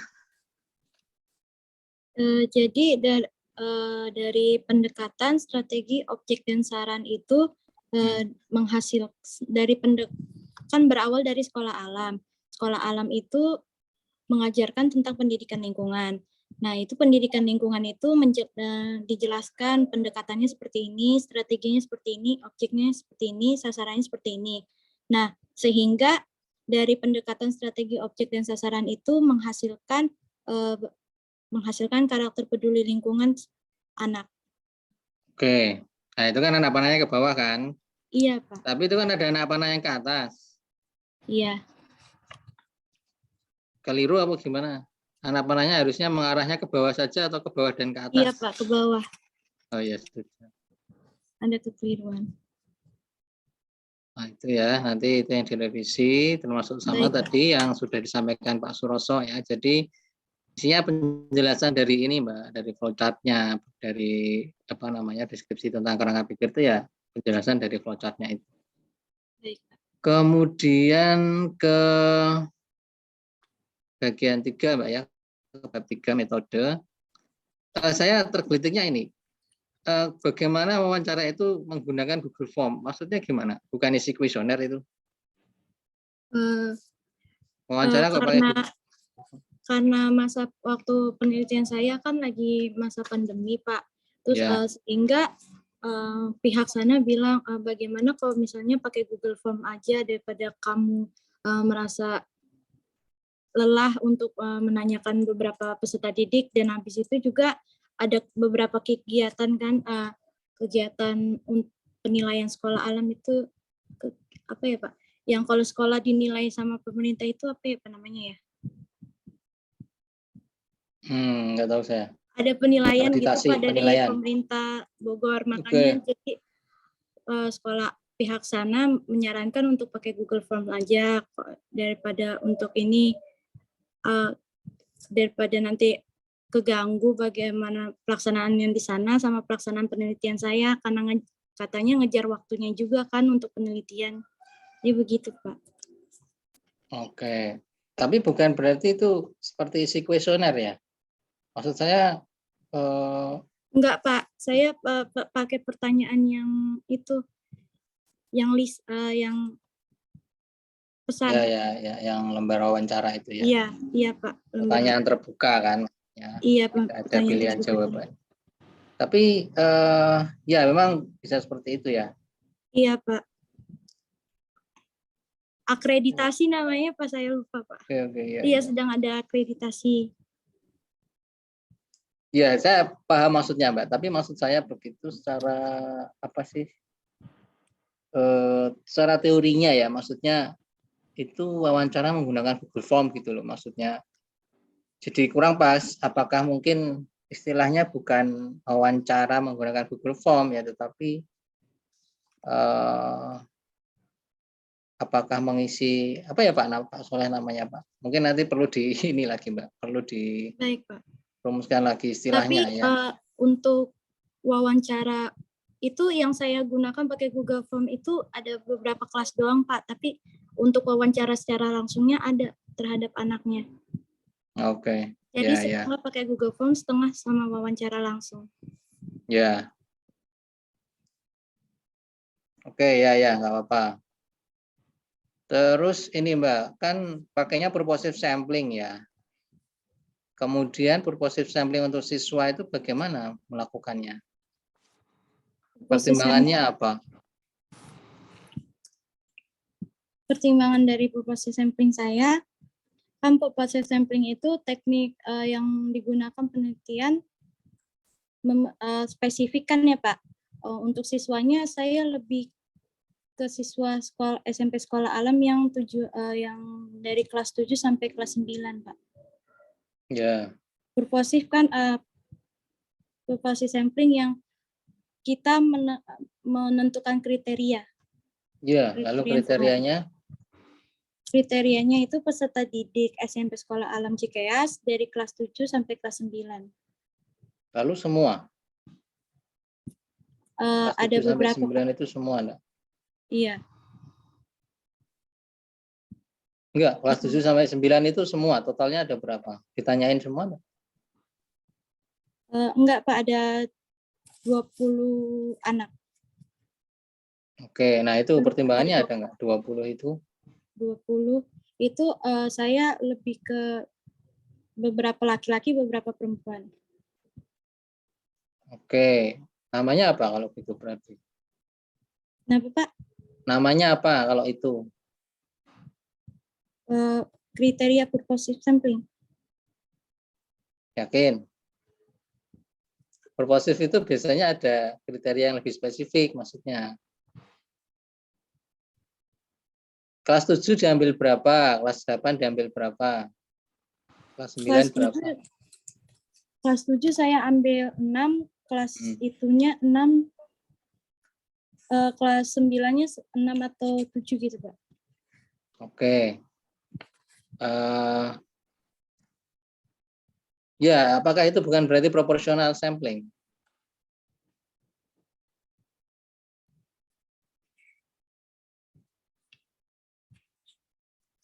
Saya ngambilnya purposive sampling, Pak. Purposive. Harusnya kan ada pertimbangan lagi nih. Misalnya kelas 7 yang diambil 6 orang itu yang seperti apa kriterianya?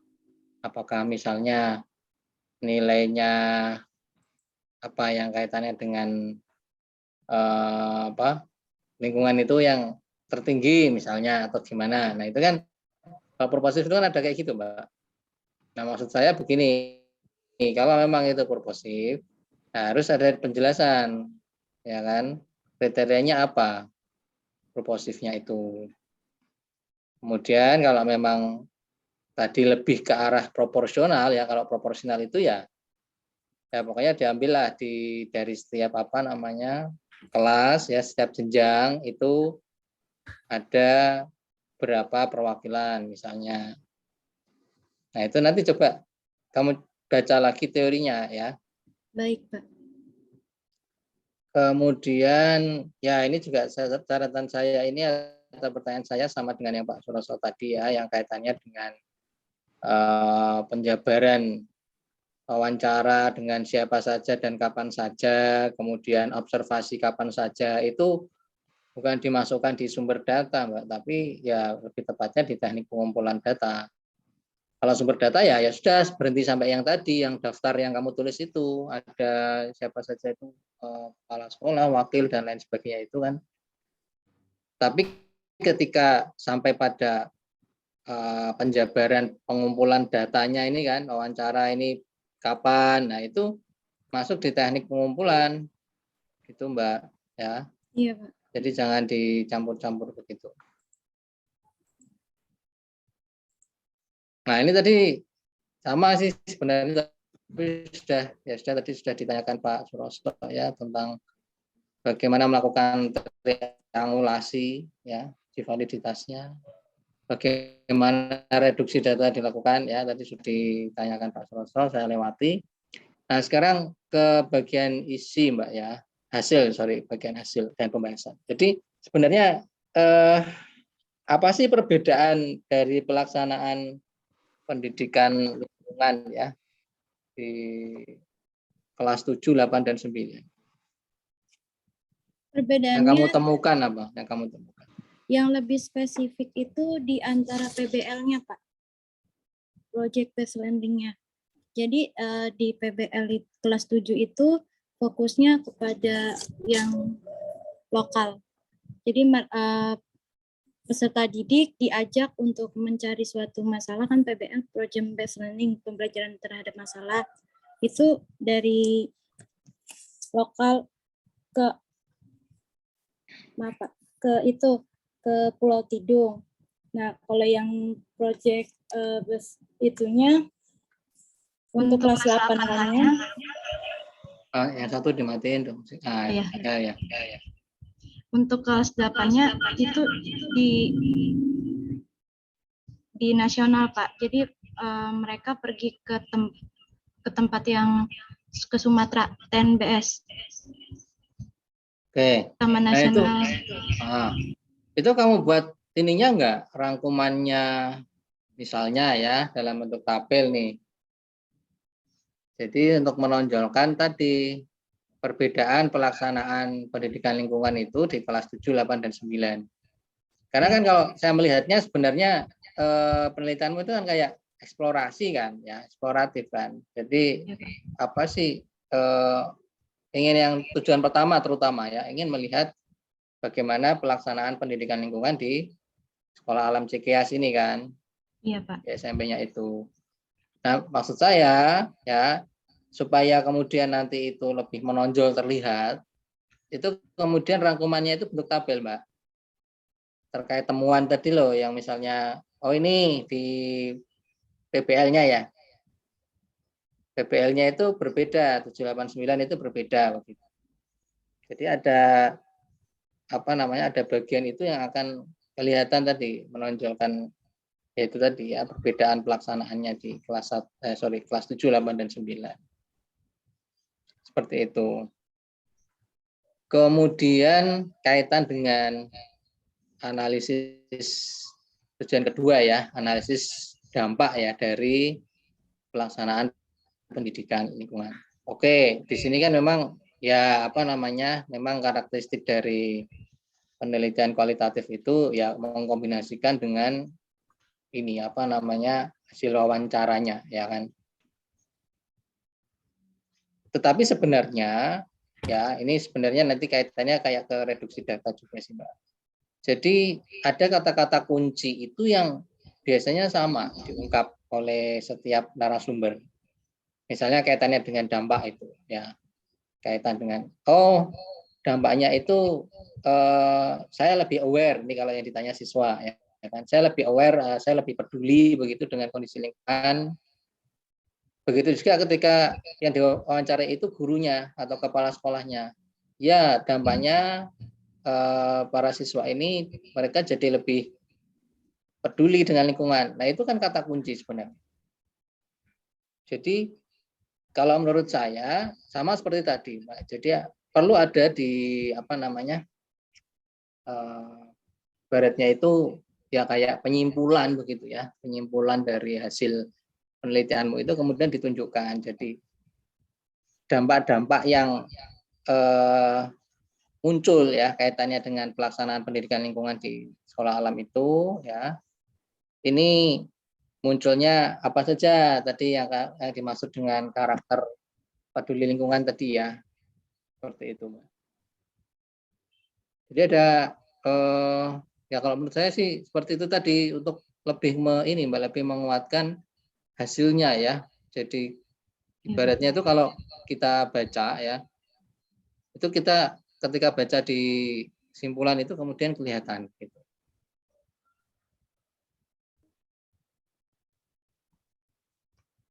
Kemudian kalau yang kaitannya dengan rata-rata nilai, Iya, Pak. itu ada KKM-nya nggak sih? Pertanyaan saya. Ada, Misalnya Pak. nih, ada nilai pengetahuan, nilai sikap, nilai keterampilan. Kalau KKM itu ke nilai pengetahuan doang, Pak. Yang buat keterampilan dan lain-lainnya tidak ada. Oke. Tapi ada kamu simpulkan enggak misalnya ini yang ini kelas berapa ini ya? Nah, contoh yang kelas 7 ya, yang misalnya kelas 7. Itu kan ada 20 begitu kan? Iya, Pak. Contoh yang di halaman 84 ini. Rata-rata 77,25 ini misalnya nilai pengetahuan. Kemudian rata-rata yang kedua 81,2. Nah, nilai KKM-nya berapa, Mbak, kalau yang pengetahuan yang IPA misalnya? Sebenarnya kalau yang IPA itu kan lebih banyak ke ini ya. Ya, kaitan dengan materi-materi lingkungan mungkin. Iya. Untuk rata-rata di sekolah alamnya 65, Pak. KKM-nya? Iya. Oke. Jadi intinya sebenarnya kaitan dengan nilai rata-rata di atas ya, di atas KKM. Iya. Oh, ada yang persis KKM nih, ini yang persis nomor 2. Ini yang seperti ini sebenarnya perlu ini enggak penjelasan lebih jauh enggak? Maksud saya, ternyata dari sekian siswa di kelas 7 misalnya ya, itu ada 1 orang yang nilainya ya di bawah rata-rata kelas. Tidak hanya 1 sebenarnya yang di bawah rata-rata kelas ya.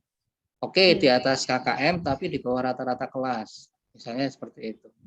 Ini apakah diungkap sejauh itu atau enggak untuk tadi ya, karena ini masuk di bagian dampak kan, karena nilai-nilai itu kan kamu masukkan di bagian dampak begitu loh, Mbak. Iya, Pak. Itu menurut saya mungkin perlu dibahas, Mbak.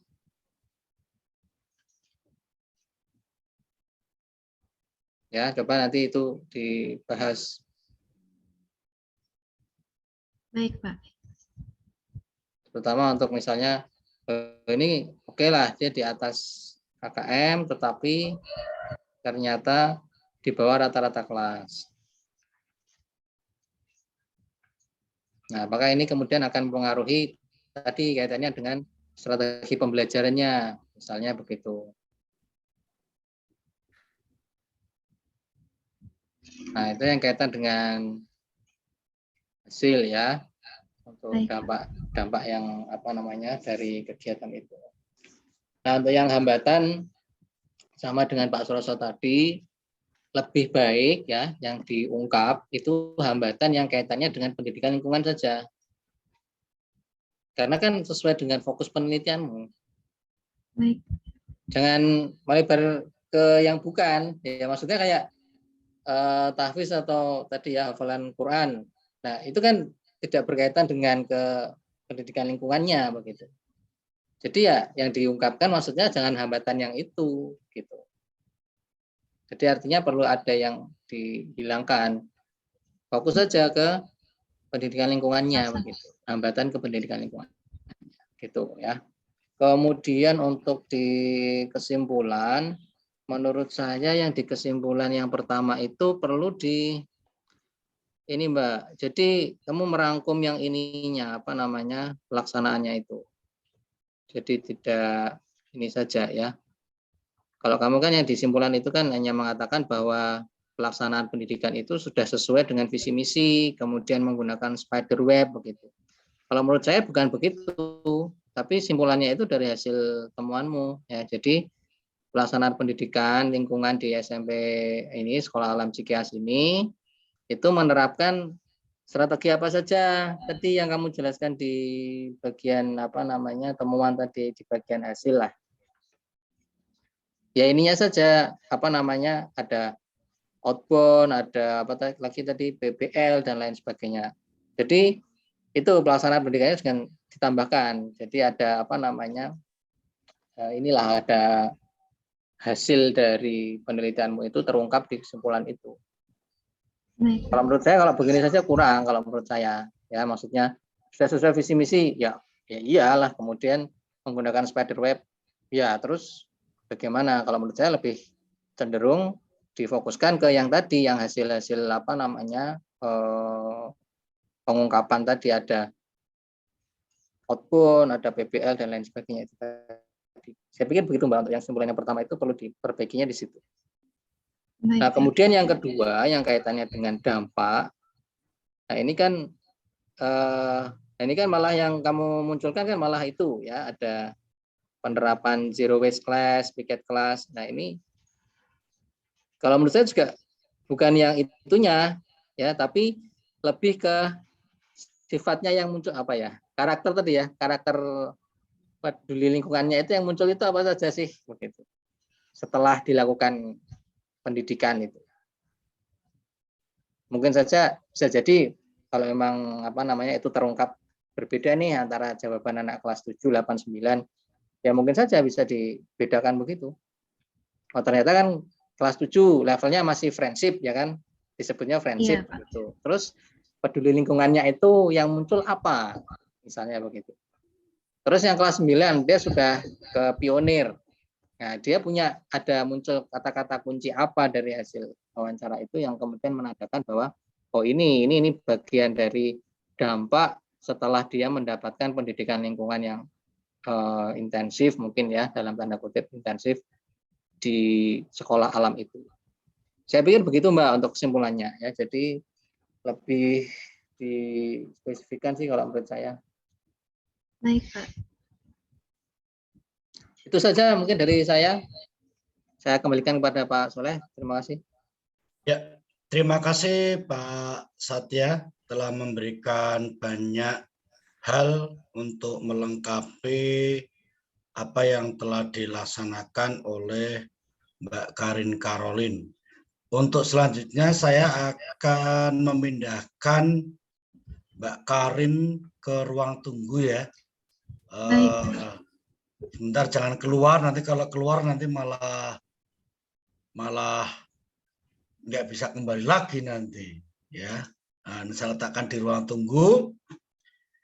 Oke, yang selanjutnya saya persilakan kepada Pak Roso dan Pak Satya tentang hasil dari kita tadi melaksanakan ujian atas nama saudara Karin Carolina Sitorus. Yang awal Pak Suroso terlebih dahulu. Monggo Pak Roso. Oke, Pak Soleh. Gini Pak, sebenarnya ya tidak jelek tapi sudah bagus ya penelitian ini. Cuma ya memang terkesan itu masih banyak satu cuplikan-cuplikan yang mungkin hanya diambil dari mana saja gitu ya. Jadi itu masih belum terfokus ke schedule apa dari penelitian yang mereka lakukan, itu masih ada distorsi sana. Yang mudah-mudahan itu nanti bisa diselesaikan, paling tidak disesuaikan aja dari apa yang tertulis di situ. Bukan karena hanya jumlah halamannya yang banyak, tetapi mungkin lebih diarahkan kepada kontennya itu yang disesuaikan dengan draft skripsi yang mereka lakukan. Jadi mungkin hal-hal yang sifatnya fatal ini nanti kalau bisa terdeteksi oleh para pembaca, itu saya khawatirkan itu nanti akan bisa menjadi rujukan dari mereka, lah itu nanti akan memperpanjang terhadap kekeliruan di dalam penelitian. Ya nanti tetap itu dilakukan adanya revisi-revisi untuk disesuaikan. Dan saya kira ya sudah bagus lah, sudah bagus. Berarti bersyarat gitu Pak ya. Ya. Mas Satya mungkin ada tambahan? Sama Pak, diterima dengan revisi begitu. Oh, okay. Kalau gitu saya akan panggil kembali Caroline ke ruangan ini lagi ya.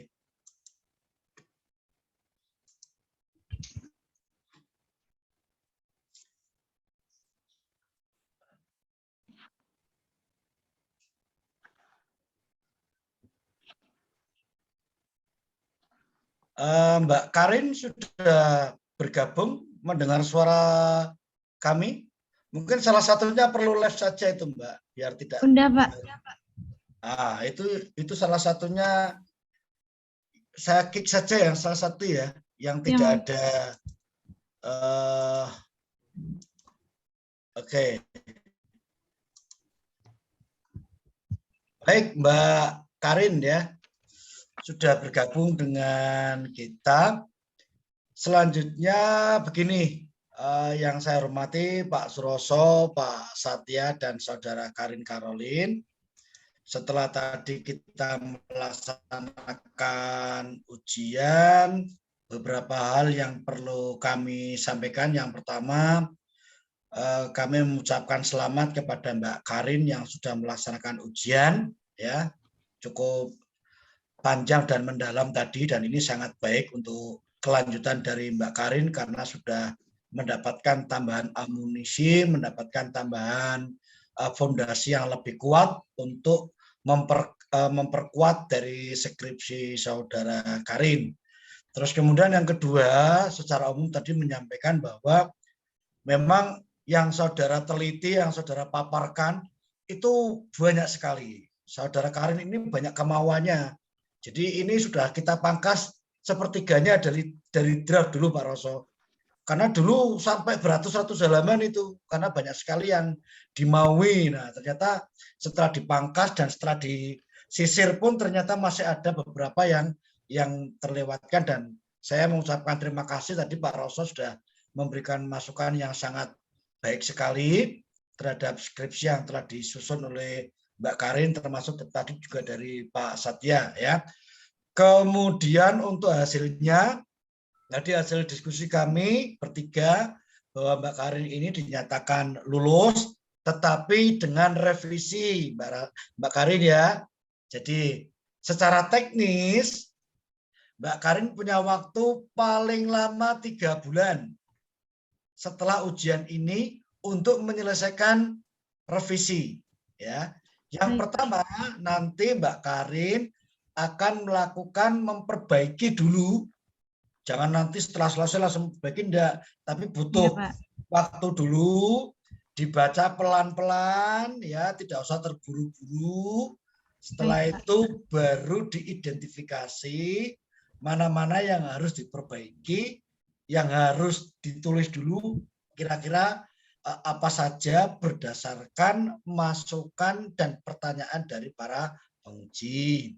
Setelah itu ditindaklanjuti dengan perbaikan-perbaikan. Setelah itu bisa menghadap ke Pak Roso, setelah itu Pak Satya Budi Nugroho. Secara teknis, karena Mbak Karin ini juga posisinya ada di luar kota, mungkin sama seperti seperti waktu bimbingan, kecuali kalau misalnya Pak Suroso menghendaki ada tatap muka, mungkin dalam 1 minggu itu bisa intens ya, bisa intens Baik, Pak. berdiskusi untuk melakukan perbaikan. Begitu Pak Roso nggih, untuk teknisnya nggih. Ini Pak Soleh, Pak Satya, nggih. nanti ini saran untuk Karin. Iya, Pak. Tolong nanti itu kan ada rekaman tadi ya. Iya, Pak. Nah, tolong rekaman itu dicermati lagi, didengarkan, dilihat apa tadi yang sudah disampaikan baik Pak Roso ataupun Pak Satya atau Pak Soleh, dicermati satu persatu. Kemudian nanti ada catatan yang tadi saya tampilkan, itu nanti akan saya kirim, itu sebagai pelengkap. Tolong nanti butuh waktu untuk mencermati itu. Nanti kalau seandainya sebelum Anda melakukan satu revisi, misalkan masih ada yang perlu dikonfirmasi, tidak usah sungkan-sungkan, Anda bisa menghubungi melalui chat atau mungkin WA gitu ya, Pak Roso, mungkin ini belum paham Pak yang disampaikan ini, nanti akan bisa jelaskan, sehingga itu akan menjadi efektif di dalam revisi. Artinya revisi tidak bolak-balik gitu loh. Karena semuanya itu sudah terekam, sudah saudara pahami, kemudian dilakukan revisi. Karena kalau nggak seperti itu, nanti revisinya asal-asalan itu justru akan menjadi lebih lama. Baik, Pak. Ini saran saya kepada Karin. Itu Pak Soleh. Oke, matur nuwun. Baiklah, Bapak-bapak dan Saudara Karin, kita sudah selesai melaksanakan ujian. Mari kita mengakhiri dengan bacaan alhamdulillah bersama-sama. Alhamdulillahirrahmanirrahim. Dari kami cukup sekian, kurang lebihnya mohon maaf. Saya akhiri. Wassalamualaikum warahmatullahi wabarakatuh. Waalaikumsalam warahmatullahi wabarakatuh. Selanjutnya kami persilakan Pak Suroso atau Pak Satya jika ada kegiatan lain yang tidak bisa ditinggalkan atau harus dilaksanakan, kami persilakan untuk melanjutkan kegiatannya. Monggo Pak. Matur nuwun Pak Soleh. Matur nuwun Pak, pamit. Makasih ya Pak. Ya. Mbak Karin, tadi kita sudah melaksanakan ya untuk rekaman, nanti akan saya share ya nanti sambil proses download ini, dan permintaan saya cuma satu, Mbak Karin tetap semangat ya, karena ya seperti inilah ujian, jadi jangan dibayangkan yang mudah-mudah, semua berat ya, jadi pokoknya permintaan saya ini Mbak Karin tetap semangat, karena tadi sebenarnya ya kalau mungkin tidak gugup bisa menjawab ya, misalnya tentang studi kasus. Kalau Mbak Karin membaca secara detail tentang apa itu studi kasus, barangkali bisa langsung menjawab bahwa yang dimaksud studi kasus dalam penelitian ini bukan masalah kasus apa, tetapi ini berkaitan dengan keunikan dari suatu fenomena, misalnya seperti itu ya. Tidak apa-apa ya, intinya tetap bersemangat. Gitu ya Mbak Karin ya, nanti yang lain-lain akan segera saya kirim. Kalau gitu dari saya cukup Mbak Karin ya. Assalamualaikum warahmatullahi wabarakatuh. Terima kasih Pak ya. Oke, selamat ya. Yuk.